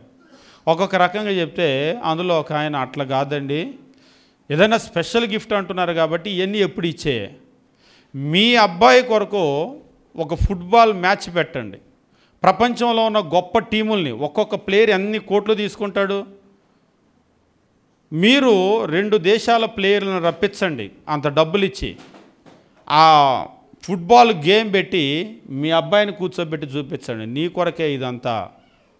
వాస్తవంగా ఒక ఫుట్బాల్ గేమ్ అంటే ప్రపంచంలో ఫుట్బాల్ చాలా ఫేమస్ గేమ్ కదా. 2 దేశాలు ఏవైతే టాప్ 1 ర్యాంక్ 2లో ఉన్నాయో ఆ దేశంలో ఉన్నటువంటి అత్యుత్తమ ప్లేయర్లను తెప్పించి మీ అబ్బాయి కొరకే ఒక మ్యాచ్ ఏర్పాటు చేయండి అని అంటే ఆయనకు కూడా ఆలోచన చాలా గొప్పగా అనిపించి అలాగనే ఆ ఫుట్బాల్ ప్లేయర్స్ని దింపాడు, 2 దేశాలను దింపాడు, మ్యాచ్ పెట్టాడు. వాళ్ళ అబ్బాయిని కూర్చోబెట్టి మ్యాచ్ చూపిస్తూ ఉంటే మ్యాచ్ కూడా స్టార్ట్ అయింది, బ్రహ్మాండంగా జరుగుతూ ఉంది. వాళ్ళ అబ్బాయి మొహం చాలా విచారంగా కాసేపు అయ్యేసరికి ముఖం అంతా మారిపోయింది. వీళ్ళ నాన్నకు అర్థమైంది మొహం షేడ్ చూస్తే ఏదో నచ్చలేదు అనుకుంటా అని. వాళ్ళ అబ్బాయి దగ్గరికి వచ్చి, ఏంటి ఇంత చేస్తే నీ కొరకు ఇలాగ నువ్వు బాధపడుతున్నావు అంటే, డాడీ నువ్వు నా కొరకు ఇంత ఖర్చు పెట్టావు, వాళ్ళందరికీ ఒక్క బాలే కొనిచ్చావు, మనిషికి ఒక బాల్ కొనిస్తే ఎంత బాగా ఆడుకునేవాళ్ళు, చూడు వాళ్ళందరూ కొట్టుకుంటున్నారు ఆ బాల్ కొరకు అన్నాడు. నువ్వు ఇంత ఖర్చు పెట్టినోడివి మనిషికి ఒక బాల్ కొనిచ్చలేకపోయావా? ఒక్క బాలే నువ్వు కొనిచ్చేసరికి వాళ్ళందరూ ఆ ఒక్క బాల్ కొరకు కొట్టుకుంటున్నారు చూడు ఇంతమంది, అందుకే నేను నాకు అది సంతోషంగా లేదు అని అన్నాడు. ఇప్పుడు మనిషికి ఒక బాల్ కొనిస్తే ఏమయ్యేది? ఆయన కొనిచ్చలేక కాదు, మనిషికి ఒక బాల్ కొనిస్తే ఏమవుతుంది అది? అసలు విషయం ఏంటంటే ఆ కాన్సెప్ట్, ఆ గేమ్ ఏంటనేటువంటిది ఆ పిల్లవాడికి తెలియదు. ఆయన ఆలోచన చేసుకునే పరిస్థితిలో, అర్థం చేసుకునేటువంటి పరిస్థితిలో లేడు. కొన్ని సందర్భాల్లో పిల్లలు కూడా అలాగనే, వాళ్ళకి ఆ మెచ్యూరిటీ రానప్పుడు వాళ్ళు దాన్ని అర్థం చేసుకోలేరు. కానీ ఆ పిల్లవాడు ఒకరోజు పెద్దవాడు అవుతాడు, పెద్దవాడైన తర్వాత ఆయనకి ఫుట్బాల్ గేమ్ ఏంటో తెలుస్తుంది. ఆ గేమ్ ఏంటో తెలిసినప్పుడు, మా నాన్న చిన్నప్పుడు నా కొరకే అప్పుడే 2 దేశాల ప్లేయర్స్ని దింపి నా కొరకు మ్యాచ్ పెట్టించాడు, అప్పుడు ఆయనకు అర్థమవుతుంది. ఇప్పుడు అర్థం కాకపోవచ్చు.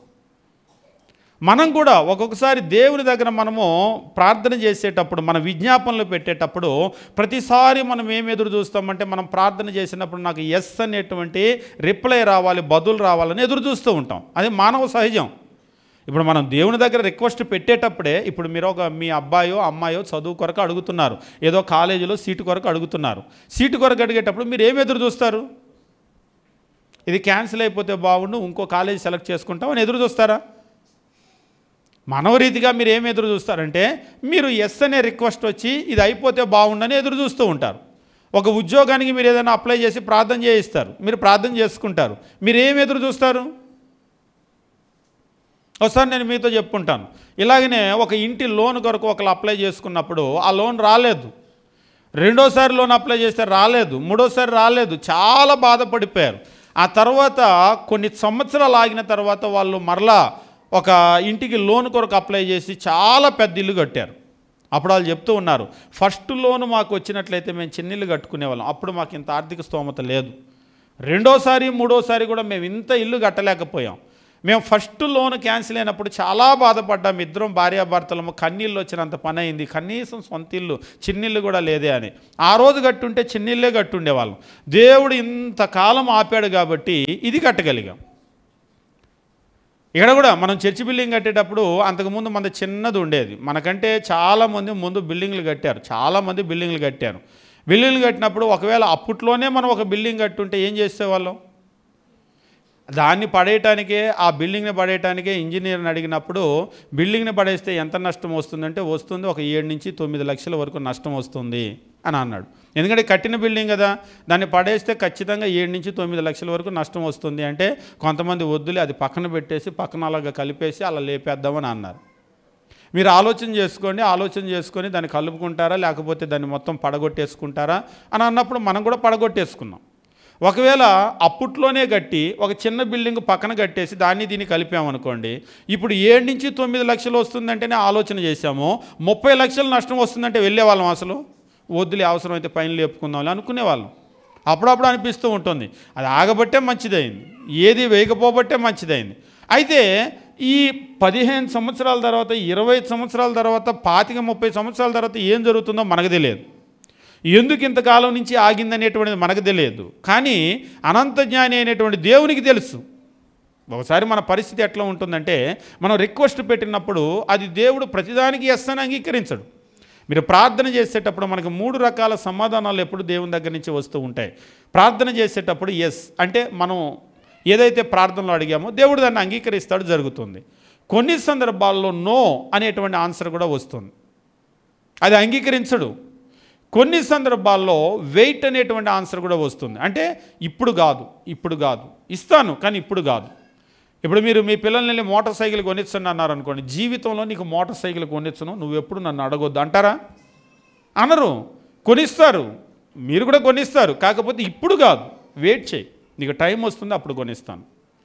మనకు కూడా దేవుడు నిజంగా భౌతికమైనటువంటి మన తల్లిదండ్రులే ఇంత ఆలోచన చేస్తే ఆత్మ సంబంధంగా మన ఎడల అంత బాధ్యత కలిగినటువంటి దేవుడు ఎంత ఆలోచన చేస్తాడు మన గురించి. కానీ చిన్నపిల్లలకి అదంతా తెలియదు. నాకు ఇప్పుడే మోటార్ సైకిల్ కావాలి, ఒక్క రౌండ్ వెళ్ళొస్తా, ఇప్పుడే ఇవ్వాలని కూర్చుంటాడు. ఇవ్వటం కాదు, నీకే సొంతంగా కొనిస్తావు, ఒకరోజు మంచి బైక్ కొనిస్తా, కానీ నువ్వు ఆగని అంటాం. వాళ్ళకి అర్థం కాదు, అదంతా కాదు, నాకు ఇప్పుడు ఇవ్వని అంటారు. ఇప్పుడు మనం కూడా ఎట్లా అంటే కొన్ని సందర్భాల్లో ఆలోచన చేయలేం, ఆగలేం అసలు. ముందు మనకి కూడా తొందరపాటే. ఇజ్రాయిల్ని మనం చూసేటప్పుడు నిజంగా వీళ్ళు ఎక్కడి నుంచో మేము దూరదేశం నుంచి వచ్చాము, మాతో నిబంధన చేయండి అంటే వాళ్ళు ఆగలేకపోయారు, ఏమాత్రం ఓర్పుతో ఉండలేకపోయారు. వాస్తవంగా అప్పుడప్పుడు అనిపిస్తూ ఉంటుంది. 14వ వచనంలో ఇజ్రాయేలు తొందరపడి వారి ఎండిపోయినటువంటి ఆహారం కొంత తినేసుకున్నారు. 15వ వచనం మనం గమనించేటప్పుడు యెహోషువ ఆ వచ్చిన వారితో సమాధానపడి వారిని బ్రతుకునిచ్చుటకు వారితో నిబంధన చేశాను. ముందు 14వ వచనంలో ఇజ్రాయేలీలు ముందు దాన్ని అంగీకరించేశారు, వాళ్ళ ఆహారం కొంత తీసేసుకున్నారు. ఇక 15వ వచనంలో ఇక యెహోషువకు వేరే ఆప్షన్ ఏమీ లేదు. వాస్తవంగా వేరే ఆప్షన్ ఏమీ లేదంటే ఇబ్బందిగా చేశాడా అని అనేటువంటి పరిస్థితి కూడా కాదు. యెహోషువ కూడా దాన్ని అంగీకరించాడు. ఇందులో దేవుణ్ణి ఏమీ అడగలేదు, దేవుని కొరకు వాళ్ళు వెయిట్ చేయలేదు. ఇది చదివేటప్పుడు వాస్తవంగా యెహోషువ ఒక్కసారి ఆగలేకపోయాడు, ఒక్కసారి వెయిట్ చేయలేకపోయాడు. కానీ మనము మన జీవితంలో ప్రతి నిర్ణయంలో ఆగలేము, ప్రతి నిర్ణయంలో వెయిట్ చేయము. చిన్న విషయమైనా పెద్ద విషయమైనా, అది పిల్లల చదువు కావచ్చు, లేకపోతే మన ఉద్యోగం కావచ్చు, లేకపోతే ఇందాక ఇల్లు కట్టుకోవటం అంటాము, లేకపోతే ఏ విషయమైనా కావచ్చు. మనం ఎప్పుడు కూడా మనం ఆల్రెడీ అనేసుకుంటాం, ఒక పని చేయాలని బయలుదేరేస్తాం, వెళ్తా ప్రార్థన చేసుకొని వెళ్తాం అంతే. దేవుడు ఇప్పుడు ఒకసారి ఒకళ్ళు అడిగారు, ఇప్పుడు మీరు బయలుదేరాలని అనుకున్నారు కదా, ఇప్పుడు దేవుడు వద్దంటే ఆగగలరా అన్నాడు. వద్దంటే ఆగగలరా? ఒకసారి మేము కొన్ని ప్రయాణాలకి వెళ్ళాల్సిన పరిస్థితి ఉంటుంది. ఒకసారి కొన్ని ప్రయాణాలకు మేము బయలుదేరేటప్పుడు ఎంత ఉరుములు వచ్చినా మెరుపులు వచ్చినా తుఫాను అని తెలిసినా కానీ అడవుల్లో నుంచి వెళ్ళేటప్పుడు కూడా సరే వెళ్తే అక్కడ దాకా వెళ్ళి ఆగిపోదాం, పోనీ అడవిలో ఏమైనా చెట్లు పడిపోతాయేమో, లేకపోతే రోడ్డు బ్లాక్ అవుతుందేమో, సింగిల్ రోడ్డు, సరే ఏదైనా సరే అక్కడికి వెళ్ళిపోయి అక్కడ కారు ఆపుకొని కూర్చుందామని బయలుదేరేస్తాం. కానీ ఒక్కొక్కసారి మేము బయలుదేరాం అంటే ఏదో ఉరుములనో మెరుపులనో తుఫానో కాదు, కానీ ఇది దేవుడు వద్దంటున్నాడు అనేటువంటి పరిస్థితి, అది మేము బయలుదేరి వెళ్ళం ఒక్కొక్కసారి పరిస్థితులను గమనించినప్పుడు. అంటే మనకు వెళ్ళాలి అని ఉన్నా కానీ కొన్ని సందర్భాల్లో ఇది దేవుడు ఎందుకనో ద్వారం తెరవటం లేదు అనేటువంటిది మనకు అర్థమైనప్పుడు మనం ఎంత తెగించి ముందుకెళ్ళినా కానీ అక్కడ ఏమీ జరగదు, అది దేవుని చిత్తం అయితే తప్ప. మనం ఏం చేయాలంటే దేవుని చిత్తం కొరకు కనిపెట్టుకోవాలి. ముందు మనం నిర్ణయం తీసేసుకోకూడదు, పూర్తిగా నిర్ణయాధికారం అనేటువంటి దేవునికి అప్పగించాలి మనం. మీరు కొన్ని ఇళ్ళలోకి వెళ్ళేటప్పుడు ఆ ఇంటి మీద ఒక మాట రాస్తూ ఉంటారు, అంటే బైబిల్ ఎక్కడ వచ్చినాం కాదు కానీ ఒక మాట రాస్తూ ఉంటారు. మీరు చూసారా? ఇళ్ళ మీద ఫ్రంట్ డోర్లో మీకు కనబడే మాట ఏంటిది? ఒకవేళ క్రిస్టియన్ ఫ్యామిలీ అయితే వాళ్ళు ఏమి రాస్తారు? క్రిస్టియన్ ఫ్యామిలీస్ కొంతమంది నేను చూశాను, అది బైబిల్లో వచ్చినమేమీ కాదు, ఎక్కడ ఏ పుస్తకంలో ఏ వచ్చినమో డైరెక్ట్గా లేదు, కానీ అర్థం ఉంటుంది. అయితే కొన్ని చోట్ల ఎప్పుడు చూడలేదా? ఏ క్రిస్టియన్ ఫ్యామిలీకి వెళ్ళేటప్పుడు ఫ్రంట్ డోర్ల మీద ఏం వచ్చిన ఉంటుంది, ఏం మాట ఉంటుంది. పోనీ మీరు మీ ఇంటికి ఫ్రంట్ డోర్ మీద ఏదన్నా ఒక మాట పెట్టుకోవాలి అని అనుకుంటే ఏం పెట్టుకుంటారు? యెహోవా వాళ్ళని ఆశీర్వదించబడినోడా లోపలికి రా అని పెట్టుకుంటారా? చర్చ్ బిల్డింగ్ దగ్గర ఇదే పెట్టుకుంటారు. ఆ వచ్చేవాడు పనికిమాలోడో మంచోడో చెడ్డోడో తెలియదు, కానీ వాళ్ళు ఎవరైనా సరే ఇది ఎవరు చెప్పారు, ఎవరితో చెప్పారు, వచ్చిన ఉంది కదా అని తీసివేస్తే ఇప్పుడు ఆ తాగుబోతాడు వస్తాడు, అక్కడ ఏదో డిసెంబర్ 25 కదా వస్తే పుణ్యం వచ్చిద్దని యెహోవా వాళ్ళని ఆశీర్వదించబడిన వాడా లోపలికి రా అంటే వచ్చిన వాళ్ళందరికీ వర్తిస్తుంది అది నువ్వు రాసావని. వాస్తవంగా ఎక్కువ అది రాస్తూ ఉంటారు. కానీ ఇళ్ళ మీద ఏమి రాస్తారు? యేసుక్రీస్తు ఈ గృహమునకు యజమాని లేదా అధిపతి అనేటువంటి మాటలు నేను కొన్ని గృహాలకు చూసాను. ఫస్ట్ నేను తమిళనాడులో చూసాను, తమిళ్లో అది ఇంగ్లీష్లో కూడా ఉంటుంది. Jesus is the owner of this house అని చెప్పేస్తూ ఉంటుంది. యేసు ఈ గృహానికి యజమాని. యజమాని అంటే ఓనర్ అంటే నిర్ణయాలన్నీ ఆయనయే అని అర్థం అన్నమాట. అంటే ఈ కుటుంబంలో ఏ నిర్ణయం అయినా యజమాని ఆయన కాబట్టి ఆయనే తీసుకుంటాడని రాసుకుంటారు. కానీ నిర్ణయాలు ఆయనకి ఏమి ఇవ్వరు, మొత్తం వీళ్ళే తీసుకుంటారు. మాట మాత్రం అది పెట్టుకుంటారు బయట, యేసుక్రీస్తు ఈ గృహానికి యజమాని అని. కానీ నిజమైన యజమానులు వీళ్ళే. యజమాని అయితే నిర్ణయం ఎవరు తీసుకోవాలి? ఆయన కదా తీసుకోవాలి యజమాని. కానీ నిర్ణయాలన్నీ వీళ్ళే తీసుకుంటారు. వీళ్ళే తీసుకొని ఇప్పుడు మీరు యజమాని చూడండి, ఒక యజమాని ఉన్నాడు పొలంలో, ఒక పనోడిని పిలిచి నువ్వు ఆ మూలను వెళ్ళి పని చేయ అంటాడు, నువ్వు వీటెలు చేయి, నువ్వు వీటెలు చేయ అంటాడు. అంతే కదా. ఆ పనోడు వచ్చి యజమాని నువ్వు అటెలు కూర్చొని చూడు అంటాడా? అంటాడా? మమ్మల్ని అందరినీ మీరు అటెలు కూర్చొని చూడండి అంటాడా? అంటే ఈయన పనోడు, ఆయన యజమాని అవడు. అప్పుడు ఆయన పనోడు అవుతాడు, ఈయన యజమాని అవుతాడు. అంతే కదా. నిర్ణయం అనేటువంటిది యజమాని తీసుకోవాలి. ఈరోజు మన కుటుంబాల్లో నిర్ణయం ఒక్కసారి ఆలోచన చేసుకోండి. ఎవరు నిర్ణయాలు తీసుకుంటున్నారు? ఒకవేళ పిల్లలు కావచ్చు, పిల్లల చదువులు కావచ్చు, ఉద్యోగాలు కావచ్చు, ఆర్థిక పరిస్థితులు కావచ్చు, ఇల్లు వాకిలి అంటే ఆస్తిని ఒక్కోసారి దేన్నైనా కొనేటప్పుడు కావచ్చు, ఏదైనా సరే, ఏ నిర్ణయమైనా సరే ఎవరు చేస్తూ ఉంటాము? మనము. ఇక్కడ చేసే అతిపెద్ద పొరపాటు ఏమిటి అంటే, మనం ప్రార్థన చేసేటప్పుడు కూడా దాదాపుగా ఎక్కువ మంది నా ప్రార్థనకి ఎస్ అనే సమాధానం రావాలి అని ఎదురు చూస్తారు. అంటే నిర్ణయం నాదే, నేను చెప్పినట్టు దేవుడు ఊగొట్టాలంతే. ఒకసారి పిల్లలు ఉంటారు, వాళ్ళు చెప్పినట్టుగా ఊగొట్టించుకొని వెళ్తారు మన దగ్గర. వాళ్ళు ఏమనుకుంటారో దానికి ఊగొట్టించుకొని వెళ్తారు. వాస్తవంగా ఊగొట్టేది మనమే, కానీ అక్కడ మనది ఏం ఉండదు. మనం అన్నా ఊహు అన్నా వాళ్ళే చేసుకుంటారు పని. ఇక ఎందుకులే అని ఊగొడతాం మనం. ఇప్పుడు దేవుని దగ్గర కూడా పరిస్థితి ఏమైపోయిందంటే, మనం ఏం చెప్పినా కానీ ఆయన చేత ఊగొట్టించుకొని వెళ్ళాలని మనం చూస్తూ ఉంటాం. కానీ అది ఎప్పుడు కూడా పొరపాటు. ఇక్కడ అదే జరిగింది. ఇజ్రాయేల్ జీవితంలో జరిగినటువంటి ఒక పొరపాటు ఏమిటి అంటే, పాలు తేనెలు ప్రవహించేటువంటి దేశంలోకి వెళ్ళినప్పుడు అక్కడ ఉన్నటువంటి ఆ గిబియా నివాసులు వచ్చారు. ఆ హివ్వీలు వచ్చేసినప్పుడు అనాలోచితంగా వారితో నిబంధన చేసేసుకున్నారు. నిబంధన చేసుకున్న తర్వాత ఇక్కడ ఒక మాట తెలియజేస్తూ ఉంటాడు. 15వ వచనం, యెహోషువ వచ్చిన వారితో సమాధానపడి వారి బ్రతకనిచ్చుటకు వారితో నిబంధన చేసిన, మరియు సమాజ ప్రధానులు వారితో ప్రమాణము చేసిరి. ప్రధానులు కూడా వచ్చేసారు, వాళ్ళతో ప్రమాణం చేశారు. 16వ వచనము, అయితే వారితో నిబంధన చేసి 3 దినములైన తరువాత వారు తమకు పొరుగువారు, తమ నడుమను నివసించువారే అని తెలుసుకొనిరి. వాళ్ళతో నిబంధన చేశారు. మీరు చూసినట్లయితే రతన్ టాటా చెప్తూ ఉంటాడు, a promise is a promise అని. A promise is a promise. మనం మాట ఇచ్చామంటే మాట ఇచ్చాం, ఇక అంతే. ఒక్కోసారి కొందరు అంటారు, నేను మాట ఇచ్చాను ఇక అంతే అయిపోయింది, ఇక దాని గురించి మళ్ళీ వెనక్కి ఆలోచన చేయదు, మాట ఇచ్చేసాను అంతే. ఏ ప్రామిస్ ఈజ్ ఎ ప్రామిస్. ఇక మనం మాట ఇచ్చామంటే అయిపోయింది ఇక అంతే. ఇక దాని గురించి మళ్ళా ఆ ఒట్లన్నీ గట్టు మీద ఇవన్నీ కుదరవు. మీరు చిన్నపిల్లలను చూడండి, ఒక్కోసారి ఒట్టు అంటారు, మళ్ళీ తర్వాత వద్దు అనుకుంటే ఒట్లన్నీ గట్టు మీద అంటారు. అంటే క్యాన్సిల్ అయిపోయింది, రద్దు అయిపోయింది నిబంధన అని చెప్పేసి. కానీ ఇక్కడ ఒట్లన్నీ గట్టు మీద ఇవే ఉండవు. మనం ఒకసారి మాట ఇచ్చామంటే మాట, మీ మాట అవునంటే అవును, మీ మాట కాదంటే కాదు. కాబట్టి ఒకసారి మాట ఇచ్చేశారు అంటే మాట ఇచ్చేసినట్టే. మీరు ఎక్కడి నుంచో వచ్చారు అంటే మాట ఇచ్చాను, ఇక్కడ వాళ్ళు అయితే కుదరదు, నా మాట క్యాన్సిల్ అంటానికి ఉంటుందా? మీరు మాతో ఏం చెప్పారు? నా బట్టలు చూడు, నా చెప్పులు చూడు, నా ఆహారం చూడు, సిద్ధులు చూడు, గాడిదల మీద వేసిన గంతలు చూడు అన్నారు. నేను అదంతా నమ్మి నేను మీతో వాగ్దానం చేశాను బతకనిస్తానని. ఇప్పుడు మీరు చెప్పింది అబద్ధం కాబట్టి నేను చెప్పింది కూడా అబద్ధమే అయింది అంటే. ఒకసారి కొంతమంది ఈ లాజిక్ వస్తారు, ఎట్లా అంటే, మీరు చెప్పింది అబద్ధం కాబట్టి నేను చెప్పిన నా నిబంధనలోంచి కూడా నేను వెనక్కి వెళ్ళిపోతాను, కుదరదని. సరే, వాళ్ళు అబద్ధికులే, వాళ్ళు పనికి మాలిన వాళ్ళే, దాని గురించి సందేహం ఏమీ లేదు. ఇప్పుడు నువ్వు నీతిమంతుడు కదా, నువ్వు మాటిస్తే ఏం చేయాలి? ఆ పనికి మాలిన వాళ్ళకి మాటిస్తే కుదరదు అన్నాడు ఒకసారి ఒక ఆయన. ఇప్పుడు వాళ్ళు పనికి మాలిన వాళ్ళే, వాళ్ళు అబద్ధమే ఆడారు, కానీ నువ్వు నీతిమంతుడివి. ఇప్పుడు నువ్వు మాటిస్తే ఏం చేయాలి?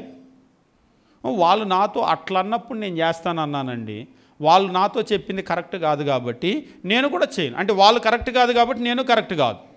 ఒకసారి మనం నేరుగా తెలుగులో చెప్తాం, మంచోళ్ళకి మంచోడిని, చెడ్డోళ్ళకి చెడ్డోడిని. మీరు మాట నిలబెట్టుకుంటే నేను మాట నిలబెట్టుకుంటా, మీరు మాట కనుక నిలబెట్టుకోలేకపోతే నేను నిలబెట్టుకోలేను. మీరు ఎదవైతే నేను ఎదవే అవుతా, మీరు సన్నాసి అయితే నేను సన్నాసి అవుతా, మీరు మంచోళ్ళు అయితే నేను మంచోళ్ళు అవుతా. అదే అర్థం. మరి ఎట్లుండాలి? నువ్వు చెప్పింది అబద్ధమే, నువ్వు మాట నిలబెట్టుకోలేకపోయినా నేను చెప్పింది మాత్రం అబద్ధంగానే ఉన్నాను. ఇప్పుడు యెహోషువ ఏం చేయాలి? కొన్ని సందర్భాల్లో చదివేటప్పుడు వాళ్ళు చెప్పింది అబద్ధం కదా, యెహోషువ వెనక్కి వచ్చి ఉండొచ్చు కదా అని. నీతిమంతుడు మాట ఇస్తే అందులో నుంచి వెనక్కి రావటం అవ్వదు, అది తప్పటం అనేటువంటిది అవ్వదు. అందుకనే మనం చాలా జాగ్రత్తగా ఆలోచన చేయాలి. అటువైపు వాడు ఎవడైనా సరే వాళ్ళు మాటల మీద నిలబడతారో తప్పుతారో అది వాళ్ళకి దేవునికి సంబంధించిన రిలేషన్. మనం ఒక్కసారి నోట్లోంచి మాట వస్తే అవునంటే అవును, కాదంటే కాదు, అనాలోచితంగా పలికాను అని చెప్పడానికి అవకాశం లేదు. పాపం ఇప్పుడు యెహోషువ యొక్క పరిస్థితి ఏమైపోయిందంటే 3 రోజుల తర్వాత అక్కడ వాళ్ళు ప్రమాణం చేసేసి 3 రోజులు అయిపోయింది. అయితే వారితో నిబంధన చేసి 3 దినములైన తర్వాత వారు తమకు పొరుగువారు, తమ నడుమను నివసించువారే అని తెలుసుకొని, అంటే వాళ్ళ గాడిద గంటలు కట్టారు పాతి అంటే అంత అబద్ధమే, పాత బట్టలు వేసుకున్నారు అది అబద్ధమే, చెప్పులన్నీ అరిగిపోయినాయి మొత్తం కుట్టుకున్నారు అది కూడా అబద్ధమే, ఎండిపోయిన ఆహారం చూపించారు అంతా అబద్ధమే, సిద్ధులన్నీ కూడా ఎప్పుడో చినిగిపోయినాయి చీకిపోయినాయి అది కూడా అబద్ధమే. ఒక మాటలో చెప్పాలంటే అంతా కూడా మనం అంటూ ఉంటాం కదా డ్రామా అని, ఆల్ ట్రాషెస్ ఆర్ డ్రామాస్ అని, మొత్తం డ్రామాని, ఏమి నిజం లేదు అందులో. వాళ్ళ బట్టలు, వాళ్ళ చెప్పులు, వాళ్ళ సిద్ధులు, వాళ్ళ గాడిద గంతలు, వాళ్ళ ఆహారము ఏది నిజం లేదు, అంతా అబద్ధమే. ఆ అబద్ధాన్ని నమ్మి ఇప్పుడు మీరు ఏం చేస్తారంటే మీరు నిబంధన చేస్తారు. ఇప్పుడు మీరు తెలుసుకోండి మీరు ఏం చేస్తారు. బతకనిచ్చేస్తాము అన్నారు, మరి దేవుడు ఏం చెప్పాడు? మీరు ఆ నివాసులతో నిబంధన చేసుకోకూడదు, వాళ్ళలో ఎవరిని కూడా మీరు బ్రతకనివ్వకూడదు. ఇప్పుడు ఏం చేయాలి? ఇరుకున పడిపోయారు వాళ్ళు. ఒకవైపేమో దేవుడు నిబంధన చేసుకోవద్దు అన్నాడు, ఆల్రెడీ నిబంధన చేసేసారు. ఇక ఇప్పుడు ఏం చేయాలి? ఇంటికి వెళ్ళిన తర్వాత మీరు చదవండి.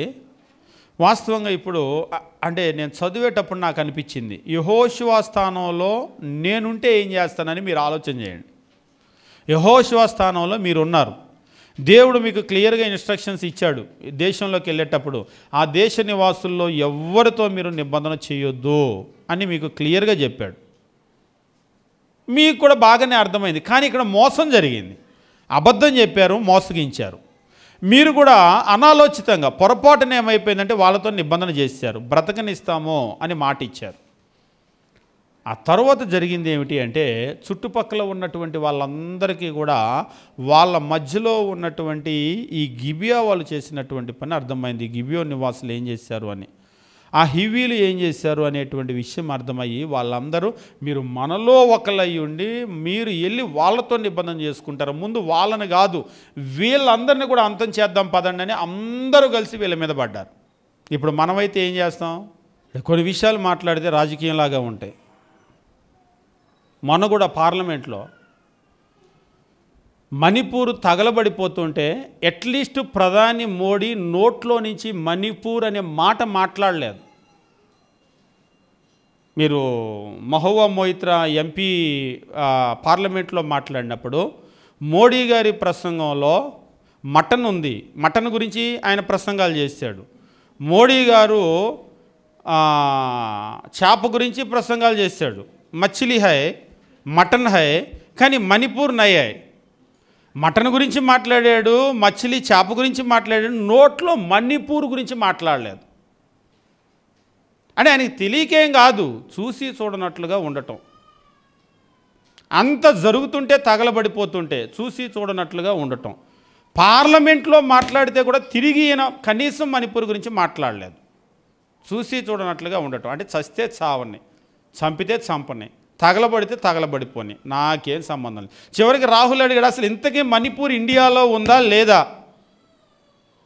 మరి ఇండియాకి ప్రధాని అయితే మాట్లాడాలిగా, ఇండియాలో ఉందా లేదా, మీకు సంబంధించి ఉందా లేదా? కానీ నేను చూసి చూడనట్లుగా ఉంటా, నాకేం సంబంధం లేదు. అంటే అప్పుడప్పుడు అనిపిస్తూ ఉంటుంది యెహోషువ స్థానంలో మనం గనక ఉంటే అసలైతే మనమే చంపాలి వాళ్ళని, ఆ హివీల్. కానీ వాళ్ళు మనల్ని మోసం చేశారు, మాట తీసుకున్నారు. మనమా చంపలేం, ఎందుకంటే మనం నీతిమంతులం కాబట్టి, మాట తప్పకూడదు కాబట్టి మనం చంపలేం. ఇప్పుడు మనం చంపకుండానే చుట్టుపక్కల వాళ్ళందరూ వచ్చి వాళ్ళ మీద పడి చంపేస్తున్నారు. ఇప్పుడు ఏం చేయాలి? మనం చూసి చూడనట్టుగా ఉందాం. మన చేతులకి మట్టి అంటకుండా మనం చంపాల్సిన వాళ్ళు వాళ్ళే చంపితే ఇందులో నుంచి మనం బయటపడతాం. వాస్తవంగా నాకు ఇది చదివేటప్పుడల్లా అనిపిస్తుంది, ఇందులో గనక యెహోషువ ఉన్న స్థానంలో నేను గనక ఉంటే ఖచ్చితంగా ఎట్లాగూ నా వల్ల పొరపాటు జరిగింది. ఒక పొరపాటు ఏమిటి?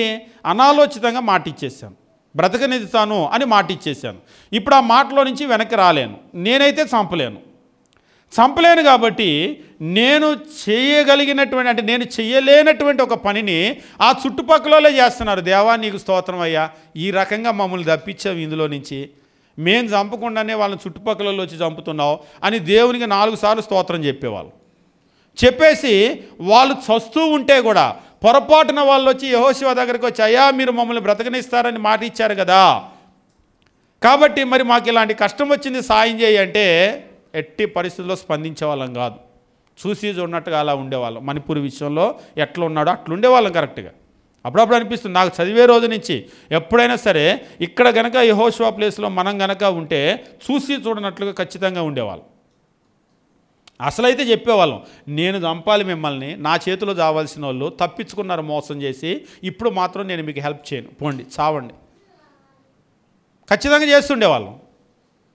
కానీ యెహోషువ నిజంగా నీతిమంతుడు. ఆయన మాట ఇచ్చాడంటే మాటే. ఇప్పుడు మిమ్మల్ని బ్రతకనిస్తాము అన్నటువంటి మాట ఎప్పుడైతే ఇచ్చాడో, నిబంధన చేశారో, మీ కష్టం మా కష్టం. ఇప్పుడు వాళ్ళ మీదకి వచ్చినప్పుడు ఏం చేయాలి? మీ కష్టం మా కష్టమే. మీరు కొన్ని దేశాల మధ్యలో ఇట్లాంటి ప్రమాణాలే ఉంటాయి, నిబంధనలు ఉంటాయి. ఆ దేశం మీద కనుక ఎవరైనా వస్తే వాళ్ళ దేశం మీదకి వెళ్ళినట్లే. అంటే సైనిక ఒప్పందాలు కొన్ని దేశాలతో చేసుకుంటూ ఉంటారు కదా, వాళ్ళ దేశానికి ఏదైనా కనుక కష్టం వస్తే అది వాళ్ళ దేశం మీదకి వచ్చినట్టు కాదు. ఒకప్పుడు కూడా మీరు ప్రపంచంలో వెనక్కి కనుక చూసుకున్నట్లయితే, ఇప్పుడు కొంతమంది అడుగుతూ ఉంటారు, ఇప్పటికీ కూడా ఎందుకు భారత్ రష్యాకి అంత సపోర్ట్ చేస్తుందంటే, వాళ్ళకి మధ్య ఒకప్పుడు మనకి వాళ్ళకి ఉన్నటువంటి ఒప్పందాలు.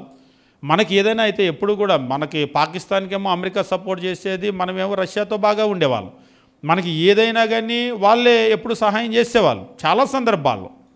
ఇప్పుడు హఠాత్తుగా ఏదో పరిస్థితులు మారినాయి అని చెప్పేసి తూచని తెచ్చుకోవడానికి కుదరదు. ఎప్పటి నుంచో మేలు చేసినటువంటి వాళ్ళు. అందుకనే ఇప్పటికి కూడా చూడండి, మన కొన్ని దేశాలతో ఒప్పందాలు అలాగనే ఉంటాయి. మీరు ఇరాన్ కూడా చూసినట్లయితే ఇరాన్కి అమెరికాకి అసలు పడదు, అయినా సరే ఇరాను ఇండియా బాగా ఉంటాయి, ఎప్పటి నుంచో బాగా ఉంటాయి ఆ రిలేషన్స్ అనేటువంటివి. కొంతమంది రిలేషన్స్ అనేటువంటివి, మాట అనేటువంటివి వెంటనే మార్చేస్తూ ఉంటారు. అంటే వాతావరణం పొద్దున్నే చల్లగా ఉండి మధ్యాహ్నం ఎండగా మారిపోయినట్లుగా, ఇంతలోనే ఎండొచ్చి అంతలోనే వర్షం పడ్డట్లుగా కొంతమంది రిలేషన్స్ అలా మారిపోతూ ఉంటాయి జనాలతో. ఎప్పుడు ఎవరితో మాట్లాడుతున్నా, మొన్న మాట్లాడాను మానేశానుగా అన్నాడు ఒకసారి ఒక ఆయన. మళ్ళీ వెళ్తే మీరు ఆయన మాట్లాడుకోరుగా అంటే, మేము మళ్ళీ మాట్లాడుకుంటున్నాగా అన్నాడు. అంటే కొంతమంది పిల్లలు ఉంటారు, పిల్లలు నచ్చలేదు అనుకోండి కట్టిఫ్ అంటారు అంతే, వెంటనే మాట్లాడటం మానేస్తారు. మళ్ళా నచ్చితే మళ్ళీ నీతో పండే అంటారు, మళ్ళీ వెంటనే మాట్లాడటం మొదలు పెడతారు. కానీ మెచ్యూరిటీ వచ్చిన తర్వాత మనం అట్లా ఉండకూడదు. మాట చాలా జాగ్రత్తగా మనం ఇచ్చిపుచ్చుకోవాల్సినటువంటి అవసరం ఉంటుంది. ఇక్కడ కూడా మీరు గమనించినప్పుడు యెహోషువ ఎంత అసలు అప్పుడప్పుడు అనిపిస్తూ ఉంటుంది, నిజంగా లీడర్ అంటే లీడరే ఆయన. మోషే తర్వాత ఒక లీడర్గా ఆయన ఏర్పాటు చేసినప్పుడు లీడర్ అంటే లీడరే. ఒకవేళ అనాలోచితంగా మాట ఇస్తే ఇచ్చాడు, కానీ ఆ తరువాత మాత్రం ఆయన ఆ మాట నుంచి వెనక్కి రాలేదు. ఆ కింది వచనాలు ఇంటికి వెళ్ళిన తర్వాత మీరు గమనించినట్లయితే ఇజ్రాయేలీలు వాళ్ళతో చేసినటువంటి ఆ మాటను బట్టి 18వ వచనము, సమాజ ప్రధానులు ఇజ్రాయేలు దేవుడైన యెహోవా తోడని వారితో ప్రమాణం చేసి కనుక ఇజ్రాయేలు వారిని హతము చేయలేదు. ఇక వాళ్ళు చేయలేకపోయారు ఆ పని, అలాగే వాళ్ళని బతకనిచ్చేశారు. మా మీద కష్టం వచ్చింది అని చెప్పేసి వాస్తవంగా వాళ్ళని హతం చేయాలని చుట్టుపక్కల వాళ్ళందరూ కూడా మీద పడ్డప్పుడు యెహోషువ గ్రంథంలో 10వ అధ్యాయంలో ఒక భీకరమైనటువంటి యుద్ధం ఉంటుంది, సూర్యుడిని చంద్రుడిని ఆపేసినటువంటి యుద్ధము. ఆ యుద్ధము ఎవరి కొరకు జరిగిందంటే ఈ గిబియా వాళ్ళ కొరకు జరిగింది. చుట్టుపక్కల ఉన్నటువంటి వాళ్ళందరూ కూడా ఇసుక రేణువుల్లాగా వచ్చి వాళ్ళ మీద పడి ముందు వాళ్ళని హతం చేయాలంటే రాత్రికి రాత్రి వాళ్ళు వచ్చి కబురు తెచ్చి యెహోషువ మీద, అయ్యా మా మీద పడిపోతున్నారు వాళ్ళంటే, రాత్రికి రాత్రి యోధులందరినీ కూడా తీసుకొని వెళ్ళి నడిచి వాళ్ళ మీదకి వెళ్ళి యుద్ధం చేసి వాళ్ళని బతికిచ్చాడు. ఒకసారి అనిపిస్తుంది, వాళ్ళ కొరకు అంత రిస్క్ అవసరమా? అది కూడా వచ్చి కపటంతో మోసం చేసిన వాళ్ళ కొరకు ఇంత రిస్క్ అవసరమా అని. నీతిమంతుడు మాట ఇస్తే వెనక్కి వెళ్ళకూడదు, మాట అంటే మాటే. ఒకసారి అన్యులు చెప్తూ ఉంటారు, a promise is a promise. Ratan Tata చెప్పినటువంటి ఆ మాట అప్పుడప్పుడు చదివేటప్పుడు, ఈవెన్ ఒక క్రిస్టియన్ చెప్పలేడు a promise is a promise అని. మనం చెప్పగలమా? నేను మాట ఇచ్చానంటే నా మాట అంటే మాటే. నువ్వు ఎప్పుడైనా రాసి పెట్టుకో, నేను ఒక్కసారి మాట ఇస్తే మరలా నువ్వు అడగొద్దు. ఎండాకాలమైనా అలానే ఉంటుంది, వర్షాకాలమైనా అలానే ఉంటుంది, సీజన్స్ని బట్టి నా మాట మారదు. నా మాట ఎప్పుడు మాటలాగా ఉంటుందని మనం చెప్పగలమా? అంటే అప్పట్లో నేను చెప్పిన మాట నిజమే కానీ ఇప్పుడు మా పరిస్థితులు అట్లా లేవు కదా, నువ్వు కూడా అర్థం చేసుకోవాలి మమ్మల్ని అంటాం. అప్పట్లో చెప్పాను నిజమే, కానీ ఇప్పుడు అట్లా లేవు కదా, ఇప్పుడు పరిస్థితులు మారినాయి కదా, నువ్వు కూడా అర్థం చేసుకోవాలి. అంటే ఇప్పుడు ఏమైంది నీ మాట? అప్పుడప్పుడు అంటూ ఉంటారు మన మాటలన్నీ కూడా నీటి మూటలే, నీళ్ళను మూట కడితే ఎలా ఉంటాయో మన మాటలు అలాగనే ఉంటూ ఉంటాయి. కానీ ఇక్కడ యెహోషువ అట్లా లేడు, తన మాటలు అలాగే లేవు. కానీ ఇందులో పొరపాటు అయితే జరిగింది. ఏమిటి ఆ పొరపాటు అంటే, దిద్దుకోలేనటువంటి ఆ పొరపాటు ఏమిటి అంటే, మిమ్మల్ని బ్రతకనిచ్చేస్తామని అన్నారు. అందుకొరకు వాళ్ళ మీదకి వచ్చినా కానీ, శత్రువులు వచ్చినా కానీ వీళ్ళు వెళ్ళి వాళ్ళని కాపాడి బ్రతకనిచ్చారు. మరి ఇప్పుడు ఈ బ్రతికిన వాళ్ళని ఏం చేశారు అంటే, మరి చంపటం అయితే కుదరదు, ఇక వీళ్ళని వాళ్ళతో కలిపేసుకుని ఇజ్రాయేల్ సమాజంలో మీరు ఆ తర్వాత గమనించినప్పుడు యెహోవా మందిరంలో అక్కడ కట్టెలు కావాల్సి ఉంటాయి. ఆ కట్టెలు కొట్టేటువంటి ఆ వెట్టి పని చేసేటువంటి వాళ్ళని బానిసలుగా మార్చేశారు. చంపకూడదు మిమ్మల్ని, ఎందుకంటే మేము మాట ఇచ్చాం మిమ్మల్ని చంపం, కాకపోతే ఇక మా దగ్గర ఆ వెట్టి పని చేసుకుంటూ బతకండి. ఇక మీరు ఇక ఉన్నంతకాలం వాళ్ళు ఇజ్రాయేలీలతోనే ఉన్నారు, చనిపోలేదు. వాళ్ళని ఎప్పుడు ఎవరు చంపలేదు. తర్వాత ఎవరు వచ్చినా కానీ అలాంటి పని చేయలేదు. ఎందుకు ఇదంతా అంటే మాట ఇచ్చేసాడు, అనాలోచితమైనటువంటి ఒక మాట. కాబట్టి మనకు లోకంలో కూడా చెప్తూ ఉంటారు, థింక్ ట్వైస్, ఎప్పుడు కూడా మాట్లాడే ముందు 2 సార్లు, 1కి 2 సార్లు ఆలోచన చేయాలి. ఎప్పుడైనా సరే మీరు నిర్ణయాలు తీసుకునేటప్పుడు తొందరగా నిర్ణయాలు చెప్పేసేయండి అంటారు. ఇవాళ రేపు ఎట్లుందంటే, ఒకప్పుడు పెళ్లి సంబంధాలకు వెళ్తే చూసుకొని వెళ్ళిపోయేవాళ్ళు, ఏం చెప్పేవాళ్ళు కాదు. వెళ్ళిపోయి కూడా వెళ్ళగానే వెంటనే కబురు చెప్పేవాళ్ళు కాదు, ఆలోచన చేసుకొని చెప్పేవాళ్ళు. ఇవాళ ఎట్లుంటున్నాయి సంబంధాలు? కూర్చోబెట్టి ఎదురుగా చెప్పండి, చెప్పేళ్ళండి, ఇప్పుడే చెప్పేయండి అంటున్నారు. ఇప్పుడు ఇంటికి వెళ్ళాక చెప్తామంటే, ఇంటికి వెళ్ళాక కాదు, ఇప్పుడే చెప్పేసేయండి, మా వాళ్ళు అందరూ ఉన్నారు, ఇప్పుడే చెప్పేసేయండి, డేట్ మాట్లాడుకుందాం. అందుకని ఇవాళ పెళ్ళిళ్ళు కూడా పెద్ద నిలబడే పనులు లేవు అసలు. పెద్దగా ఎందుకు నిలబడటం లేదంటే, అవన్నీ అనాలోచితమైన నిర్ణయాలు కదా. నువ్వు ఆలోచన చేసి తీసుకుంటే బాగుంటుంది. ఒకప్పుడు చాలా ఆలోచన చేసేవాళ్ళు, కూర్చొని ఆలోచన చేసేవాళ్ళు. ఇప్పుడు ఆలోచన చేసే పరిస్థితులు ఏమి, ఎందులో ఆలోచన చేయట్లేదు. పిల్లల చదువులు ముఖ్యమైనటువంటి ఒక పిల్లవాడి చదువు అంటే నిజంగా ఎంత ఆలోచన చేయాలంటే, మీరు 10th వరకు మామూలుగా వెళ్ళిపోతుందేమో కానీ ఇక 10th అనేటువంటిది కామన్ కాబట్టి 10th తర్వాత ఇక ఇంటర్మీడియట్ స్టేజ్లో నుంచి ఏంటంటే వాళ్ళు ఏ ప్రొఫెషన్లోకి వెళ్తారు అనేదాన్ని బట్టి ఆ చదువు ఉంటుంది. అంటే వీళ్ళ ప్రొఫెషన్ని ఎంపిక చేసుకోవటం.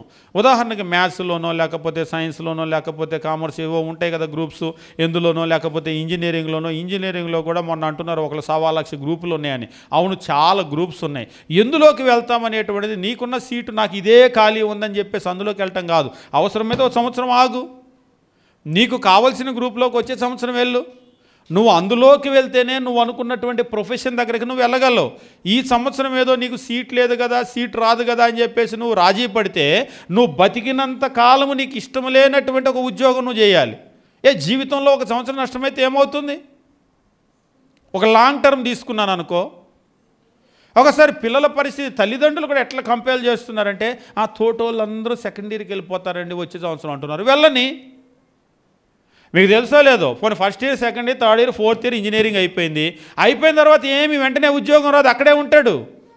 మీ పిల్లలు అయిపోయి, నాకు తెలిసినటువంటి ఒకళ్ళు ఇలాగనే ఫ్రెండ్స్ అందరూ సెకండ్ ఇయర్లోకి వెళ్ళిపోయారు, తొందరపడలేదు, నాకు ఈ గ్రూప్ వద్దనుకుని ఆగిపోతే first year, second year, third year, fourth year అయిపోయి వాళ్ళకి ఉద్యోగం రాలేదు. ఉద్యోగాల కొరకు జాబ్ సెర్చింగ్లో ఉంటే ఈయన నెక్స్ట్ ఇయర్ వెళ్ళిపోయి first year, second year, third year, fourth year అయిపోయి క్యాంపస్లోనే ప్లేస్మెంట్ కొట్టేశారు. జాబు దగ్గరికి వెళ్ళిపోయేసరికి వాళ్ళకంటే మళ్ళీ ముందుకు వెళ్ళిపోయాడు. ఎందుకంత తొందరపడతారు నిర్ణయాల్లో? ఈ తల్లిదండ్రులు కూడా, నీ తోటోళ్ళందరూ సెకండ్ ఇయర్ రా, ఈ సంవత్సరం వేస్ట్ అయిపోయింది, ఈ సంవత్సరం వేస్ట్. మీరు చెప్పాలి, 1 సంవత్సరం వేస్ట్ అయితే నష్టమేమి లేదు, చక్కగా ఇంటి దగ్గర కూర్చో, ప్రశాంతంగా చదువుకో, ప్రార్థన చేసుకో. ఎందుకంటే ఇది మనం తీసుకునేటువంటి ఈ నిర్ణయం ఒక ట్రాక్. ఇప్పుడు ఒక ట్రైన్ ఉంటుంది, అది చెన్నై ట్రాక్ మీద ఎక్కింది అనుకోండి, కలకత్తా ఎప్పటికీ వెళ్ళదది, చెన్నై వైపే వెళ్తుంది. కాబట్టి ఇంటర్మీడియట్ స్టేజ్లో మీరు ఏ ట్రాక్ ఎక్కిస్తారో ఆ ప్రొఫెషన్ అటువైపు వెళ్ళిపోతుంది జీవితం. కాబట్టి మన నిర్ణయాల విషయంలో చాలా జాగ్రత్తగా మనం ఉండవలసినటువంటి అవసరం ఉంది. అనాలోచితమైన నిర్ణయాలకు మనం ఎప్పుడు కూడా ముందుకు, అంటే అదొక పిల్లల చదువనే కాదు, రేపు పెళ్ళిళ్ళనే కాదు, లేకపోతే ఆర్థిక విషయాల్లో కూడా మరొక విషయం నేను చెప్పి ముందుకు వెళ్ళిపోతాను. ఇవాళ రేపు ఆర్థిక పరిస్థితులు చాలామందివి చిన్నాభిన్నం అవడానికి ప్రధానమైన కారణం ఏంటంటే అనాలోచితమైన నిర్ణయాలు. ఒక స్థలం కొనాలి, లేదంటే ఒక ఇల్లు కొనాలి, లేకపోతే ఒక ఇల్లు కట్టాలి. ఇప్పుడు మనం ఏంటి, మన పరిస్థితి ఏంటి, ఆలోచన చేసుకుని ముందుకు వెళ్ళటం లేదు. అనాలోచితమైన నిర్ణయాలు వెళ్ళిపోతాయి ఉన్నారు. దాంతో ఏమైపోయిందంటే యెహోషువ మాట ఇచ్చేసిన తర్వాత పాపం ముందుకి వెనక్కి వెళ్ళలేక ఎలాగైతే ఇబ్బంది పడిపోయాడో అలాంటి ఇబ్బందికరమైనటువంటి పరిస్థితుల్లోకి మనం వెళ్ళిపోతూ ఉన్నాం. కాబట్టి మాటలు అనేటువంటివి చాలా ముఖ్యం. ఒక్కసారి మనము నోరు విప్పాలి అంటే మనం లోపల చాలా ఆలోచన చేయాలి. ఆ ఆలోచన చేయకుండా ఎప్పుడూ కూడా మనం పొరపాటున మన నోరు విప్పేటువంటి ప్రయత్నం అనేటువంటిది మనం చేయకూడదు. మీరు అవసరమైతే మీరు టైం తీసుకోండి, పర్వాలేదు, టైం తీసుకోండి, ఎంత టైం అయినా తీసుకోండి. ఒక్కొక్కసారి నిర్ణయాలు వెంటనే చెప్పాల్సిన అవసరం లేదు. పెద్ద పెద్ద నిర్ణయాలు ఉంటాయి. ఎస్ నో చెప్పండి, 4 సార్లు 10 సార్లు ఫోన్ చేస్తారు. నేను ఇప్పుడే చెప్పండి, నాకు టైం ఇవ్వండి, నేను రేపు చెప్తాను, ఎల్లుండి చెప్తాను, వచ్చే వారం చెప్తాను. ఒకసారి నేను చెప్తాను, నేను ఈ వారం చెప్పడం కుదరదండి. మాట చెప్పేసి మేము రెడీ చేసుకుంటామంటారు. మీరు రెడీ చేసుకుంటారు, నేను మాట చెప్పడం కూడా నాకు కుదరదు, 4 రోజులు ఆగిన తర్వాత చెప్తాను. అట్లీస్ట్ మనం ప్రార్థన చేసుకోవాలి కదా. పర్లేదు ప్రార్థన చేసుకొని సాయంత్రం చెప్పండి అంటున్నాడు ఒకసారి ఒక ఆయన. మధ్యాహ్నం ప్రార్థన చేసుకొని సాయంత్రం కూడా ఏం చెప్పాలంటే, ప్రార్థన ఎంతసేపు సార్ చేస్తారంటే, ప్రార్థన ఎంతసేపు చేస్తాం, 2 నిమిషాలే చేస్తాం, కానీ ఆగాలిగా. ఇప్పుడు కనీసం ఒక కలెక్టర్ ఆఫీసులో అర్జీ ఇవ్వడానికి వెళ్ళారు, వెళ్ళగానే లోపల పరిగెత్తేస్తారా? బంట్రోతు పిలిచేదాకా ఆగడా? ఆయనే ఆపేస్తాడు, నువ్వు కూర్చో నేను పిలుస్తాను అంటాడు. సార్ పిలిచినప్పుడు పిలుస్తా అంటాడు. అక్కడికి వెళ్తే కూడా నువ్వు కనీసం ఒక పూట ఒక రోజు ఆగుతావు, ఒక్కోసారి వాళ్ళ దగ్గరికి 2-3 రోజులు తిరుగుతావు, వారం తిరుగుతావు, నెల తిరుగుతావు. ఏది వాళ్ళని కలవటానికే. మరి దేవుని దగ్గర 2 నిమిషాల ప్రార్థన అంట చేసుకొని గంట తర్వాత చెప్పాలంట. ఎట్లా ఉంటాయి అంటే పరిస్థితులు. కాబట్టి మీరు కొన్ని కీలకమైన నిర్ణయాలు చూడండి. క్రీస్తు ప్రభు రాత్రంతా ప్రార్థన చేస్తూ ఉంటాడు. కాబట్టి ఈరోజు మనం ఏం చేయాలంటే ఓర్పును నేర్చుకోవాలి. నిర్ణయాల విషయంలో ఓర్పు నేర్చుకోవాలి. ముఖ్యంగా నోట్లో నుంచి ఒక మాట వచ్చిందంటే అది మాట మాత్రమే కాదు, ఈ మాట ఏమవుతుందంటే రేపు చేత అవుతుంది. ఎందుకంటే మనం ఏం మాట్లాడామో దాన్ని చెయ్యాలి. మనం ఏదైతే చేస్తామో దాన్నే చెప్పాలి. చెప్పామంటే దాన్ని ఖచ్చితంగా చేయాలి. కాబట్టి మాటే కదా అని చెప్పేసి మనం ఇచ్చేయకూడదు. అదే చెప్తున్నాడు ఇక్కడ. మనం సామెతల గ్రంథం గమనించేటప్పుడు 15వ అధ్యాయం ఇందాక మనం చూసినటువంటి వచ్చిన భాగం కనుక చూసినట్లయితే 15వ అధ్యాయము 28వ వచనం మనం చూసినప్పుడు 28వ వచనంలో the heart of the righteous studies how to answer. నేను ఎట్లా సమాధానం ఇవ్వాలి అని ఆ పాసిబిలిటీస్ని స్టడీ చేస్తారు వాళ్ళు. ఇట్లా వెళ్తే ఏముంటుంది, ఇట్లా వెళ్తే ఏముంటుంది, ఇట్లా వెళ్తే ఏముంటుంది అనేటువంటిది వాళ్ళు స్టడీ చేస్తారు. స్టడీ చేసుకొని ఆ తర్వాత మాట్లాడతారు.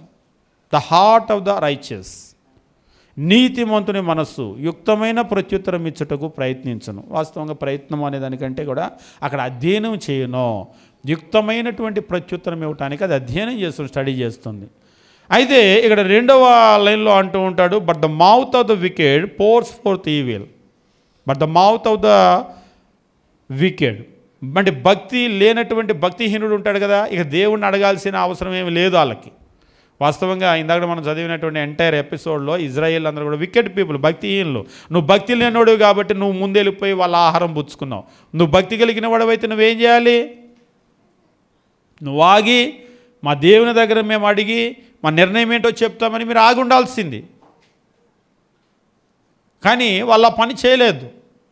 ఈరోజు మనం కూడా నిజంగా మనం భక్తిపరులమైతే మనం ఏం చేయాలంటే మనం దేవుని దగ్గర అడిగి మనం ఆలోచన చేయటం, మన ఆలోచన కాదు, దేవుని దగ్గర అడిగి మనం ఓర్పు వహించి ఆ తర్వాత నిర్ణయాలు తీసుకోవాలి. అంతేగాని మనం వేగంగా లేదు ఇవాళకి ఇవాళ తీసుకోవాలి, రేపటికి రేపు తీసుకోవాలి, అలాంటి నిర్ణయాల వల్ల ఏమవుతుందంటే మొత్తం కూడా పాడైపోతున్న పరిస్థితి. ఇక్కడ కూడా మనము ఆలోచన చేయటం అనేటువంటి చాలా అవసరం. ఆలోచన అనేదానికంటే కూడా ఇక్కడ మరొక ముఖ్యమైనటువంటి మాట ఏమిటి అంటే స్టడీ అనేటువంటి మాట. Study how to answer. Even ఒక మాట చెప్పటానికి, ఆన్సర్ ఇవ్వటానికి స్టడీ చేస్తూ ఉన్నారు. నిజంగా మనం మాట్లాడటానికి అంత స్టడీ చేస్తామా? మీరు కొంతమంది పిల్లల్ని చూడండి, చాలా ఆశ్చర్యం కలుగుతుంది. వాళ్ళు ఏం చేస్తారంటే కొత్త పరిసరాల్లోకి వచ్చినప్పుడు ఎవరితో మాట్లాడరు. కొంతమంది పిల్లలు కొత్త వాళ్ళతో మాట్లాడరు, ఎంత మాట్లాడించినా మాట్లాడరు. అట్లని వాళ్ళు మాట్లాడిన పిల్లలు ఏం కాదు, అలవాటైన వాళ్ళతో చాలా బాగా మాట్లాడతారు. కొత్త వాళ్ళతో మాట్లాడరు. కొంతమంది పిల్లలు ఉంటారు, కొత్త లేదు పాత లేదు, మొదలు పెట్టేస్తారు. ఈ కొత్త వాళ్ళతో మాట్లాడనటువంటి వాళ్ళు ఉన్నారు కదా, ఫస్ట్ వాళ్ళు స్టడీ చేస్తారు వీళ్ళేంటి అనేటువంటిది. వాళ్ళు స్టడీ చేసుకొని వాళ్ళు ఓకే అనుకుంటే మాట్లాడతారు. ఎవరితో పడితే వాళ్ళతో మాట్లాడరు. వాళ్ళు ముందు అంచనా వేసుకుంటారు, అంచనా వేసుకొని మాట్లాడతారు. కొన్నిసార్లు వీళ్ళు మనకి తగదు అనుకుంటే వాళ్ళతో రిలేషన్ ఉండదు. కొంతమంది అంచనా వేసుకొనే రిలేషన్ కూడా మొదలు పెడతారు. అంచనా వేసుకొని వీళ్ళు మనకు కుదరదు అనుకుంటే అసలు రిలేషన్ స్టార్ట్ చేయరు. పర్వాలేదు వీళ్ళు మంచి వాళ్ళే అని అనుకుంటే అప్పుడు వాళ్ళతోటి ఫ్రెండ్షిప్ మొదలు పెడతారు. అంతేగాని కొత్త లేకుండా పాత లేకుండా, అంటే అందరినీ కలుపుకోవటం అంటే అందరితో మనం కలవలేము, అందరితో మనం వెళ్ళలేము. ముందు మనకంటూ ఒక అంచనా అనేటువంటిది అవసరం. ఒక మాట మాట్లాడటానికి కూడా అంచనా కావాలి. జీవితంలో నిర్ణయాల విషయంలో అంతకంటే అంచనాలు కావాలి.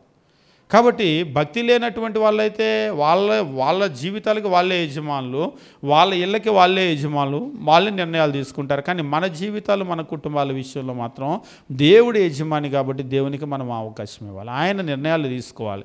ఆయన నిర్ణయాల ప్రకారం కనుక మనం ముందుకు వెళ్ళినట్లయితే మనం దీవించబడతాం. అనాలోచితంగా కనుక మనం వెళ్ళిపోతే మనం ఎప్పుడు కూడా ఇబ్బందుల పాలైపోతాం. వాస్తవంగా చరిత్రలో మీరు చూసినప్పుడు యెహోషువ టైంలో జరిగినటువంటి ఆ పొరపాటు దిద్దబడిందా అని చెప్పేసి ఆ తర్వాత మీరు స్టడీ చేయండి, చరిత్ర అంతా కూడా స్టడీ చేయండి. అక్కడే కాదు, చరిత్రలో జరిగిన కొన్ని పొరపాట్లు ఉన్నాయి, అవి ఎప్పుడు కూడా దిద్దబడలేదు. కొన్ని విషయాలు చెప్పి ముగించేస్తాను. ప్రపంచంలో మీరు కనుక చూసినట్లయితే చాలా వివాదాస్పదమైనటువంటి స్థలాలు ఏమిటి అంటే, ఇందాక చెప్పినట్లుగా ఇజ్రాయెల్ పాలస్తీనా వివాదాస్పదమైన స్థలాలు. ఆ స్థలంలో ఉన్న వివాదం కొరకు ప్రపంచం రెండు ముక్కలు అయిపోతుంది. ఎప్పుడు క్రిస్టియన్ కంట్రీస్ అంతా కూడా ఒకవైపు, ముస్లిం కంట్రీస్ అంతా ఒకవైపు. ఇక అది నాకు తెలిసి ఎప్పటికీ చల్లారదేమో, ఇక అయ్యే పరిస్థితి లేదేమో. ఎందుకు ఈ వివాదం వచ్చింది, అసలు మొదలు ఎక్కడ ఉంది అని ఎప్పుడైనా సరే వెళ్ళి వెతకండి. 2, కాశ్మీర్ మన ఇండియాలో అయితే ఇప్పుడు కూడా మరలా జవాన్లు చచ్చిపోయారు. ఎప్పుడు కూడా నిరంతరము కూడా అక్కడ పోరాటమే, ఎప్పుడు కూడా పోరాటమే. ఎందుకు అసలు ఎక్కడ మొదలైంది? కొన్ని అనాలోచితమైనటువంటి నిర్ణయాలు ప్రపంచంలో ఇక అవి మరలా సరిచేయటానికి కుదరవు. ఇక అవి మరలా సరిచేయటం అనేటువంటిది కుదరదు. అది మొదలు పెట్టేటప్పుడే అసలు మొదలు పెట్టకుండా ఉండాల్సింది. యెహోషువ టైంలో తీసుకున్న నిర్ణయం కూడా ఇక వాళ్ళను హివ్వీల్ని ఎవరు కూడా చంపటానికి లేదు, ఇజ్రాయేలీలు ఎవరు కూడా చంపటానికి లేదు. తర్వాత మా యెహోషువ టైంలో వదిలేసాడు, ఇప్పుడు నేను చంపుతాను అంటే కుదరదు. ఇక్కడ ఒక విషయం చెప్పి నేను ముగిస్తాను. నేను అది ఆలోచన చేసినప్పుడు ఆ తర్వాత కాలంలో యెహోషువ యెహోషువ మాట ఇచ్చాడు, చంపకూడదు. ఆ టైంలో ఉన్న ఇజ్రాయేల్ మాట ఇచ్చారు, చంపకూడదు. ఆ తరం వాళ్ళు చచ్చిపోయి నెక్స్ట్ తరం వాళ్ళు వచ్చారు కదా, ఇప్పుడు వీళ్ళు మాట ఇచ్చారా? యెహోషువ తర్వాత ఎవరో లీడర్ వచ్చాడు. లీడర్ వచ్చి మా నాన్న ఇచ్చాడు మాట, నేను కాదు, నేను చంపేస్తాను మిమ్మల్ని అంటే, మీ నాన్న ఇస్తే నువ్వు ఇచ్చినట్టు కాదా? అది చదివేటప్పుడు ఏంటంటే ఇజ్రాయేలీలు సరే యెహోషువ టైంలో మాట ఇచ్చారు, వదిలేశారు. ఆ టైంలో ఉన్న పెద్దలు కూడా ఆహారం తీసుకున్నారు, వదిలేశారు. నెక్స్ట్ జనరేషన్ చంపి ఉండొచ్చుగా. తర్వాత తరం మీరు చూసినట్లయితే న్యాయాధిపతులు, రాజులు ఎంతమంది వచ్చినా ఎవరు ఎందుకు వాళ్ళని టచ్ చేయలేదు? వాళ్ళు మాట ఇస్తే ఆ తర్వాత వచ్చినటువంటి పిల్లల విషయంలో కూడా ఆ మాట అలానే నిలబెట్టుకోవాలి. మీరు పూర్వం కనుక చూడండి, తల్లిదండ్రులు ఒక మాట ఇచ్చి వెళ్ళిపోతే తర్వాత తరాలు వచ్చిన వాళ్ళు కట్టుబడి ఉండేవాళ్ళు ఆ మాటకి. మనుషులు పోయేవాళ్ళు కానీ మాట పోయేది కాదు. అదే ఇప్పుడైతే వాళ్ళు మాట ఇస్తే వాళ్ళని అడిగెళ్ళి నన్ను అడుగుతావేంటి, మీ అమ్మ మా అమ్మ మా నాన్నే, వాళ్ళకి పుట్టిన వాళ్ళనే, కానీ ఆ మాటలు నువ్వు వాళ్ళ దగ్గర మాట్లాడుకో, నా దగ్గర కుదరదు అంతే, వెళ్ళు అంటాం. మీరు ఒక్కోసారి కొంతమంది తల్లిదండ్రులు అప్పు చేసి చచ్చిపోతే కూడా పిల్లలు తీరుస్తారు, ఆ అప్పులన్నీ మాయే, వాళ్ళ ఆస్తి ఎలాగైతే మాదో అప్పులన్నీ మాయే అని. కానీ కొంతమంది ఆస్తి అయితే తీసేసుకుంటారు, అప్పు నాకు తెలియదు అంటారు, మాకేం సంబంధం లేదని అంటారు. ఇక్కడ మనం గమనించేటప్పుడు ఇజ్రాయేల్ విషయంలో నిజంగా ఎంత నైతిక విలువలో చూడండి, ఎంత వాల్యూస్ అంటే, మాట యెహోషువ ఇచ్చినా కానీ తరువాత ఎన్ని తరాలు మారినా కానీ అదే మాటకు కట్టుబడి ఉన్నారు. ఎవ్వరు కూడా మాట నుంచి వెనక్కి వెళ్ళలేదు. కాబట్టి యెహోషువ కూడా నేనిచ్చే ఈ మాట నా తరువాత తరతరాలు కూడా నిలబడిపోతుంది కాబట్టి మీరు ఒక 2-3 రోజులు ఆగండి, నేను చెప్తాను అని వాళ్ళని పక్కన పెట్టేసినట్లయితే ఏమయ్యేది? 3వ రోజుగా రంగు బట్టి పడిపోయింది. 3 రోజులు అయిపోయిన తర్వాత వాళ్ళు మన పక్క వాళ్ళే అన్న విషయం అర్థమైపోయింది. కొంచెం టైం తీసుకుంటే, సరే చాలా దూరదేశం నుంచి వచ్చాను అంటున్నారు కదా, నేను నా నిర్ణయం చెప్తాను, ముందు మీరు వెళ్ళి మీరు మంచి బట్టలు కట్టుకొని ముందు మీరు ఆహారం తీసుకొని మీరు విశ్రాంతి తీసుకొని, చాలా దూరం కదా, ఇప్పుడిప్పుడే బయలుదేరు కదా, మీరు చాలా నెలలు చాలా సంవత్సరాలు బయలుదేరి కదా ప్రయాణం చేసి కదా వచ్చారు, ఇంత తొందర ఏముంది? ఇన్ని నెలలు ఇన్ని సంవత్సరాలు మీరు ప్రయాణం అయ్యి వచ్చిన వాళ్ళకి ఇప్పటికిప్పుడు మీకు తొందర ఏముంది?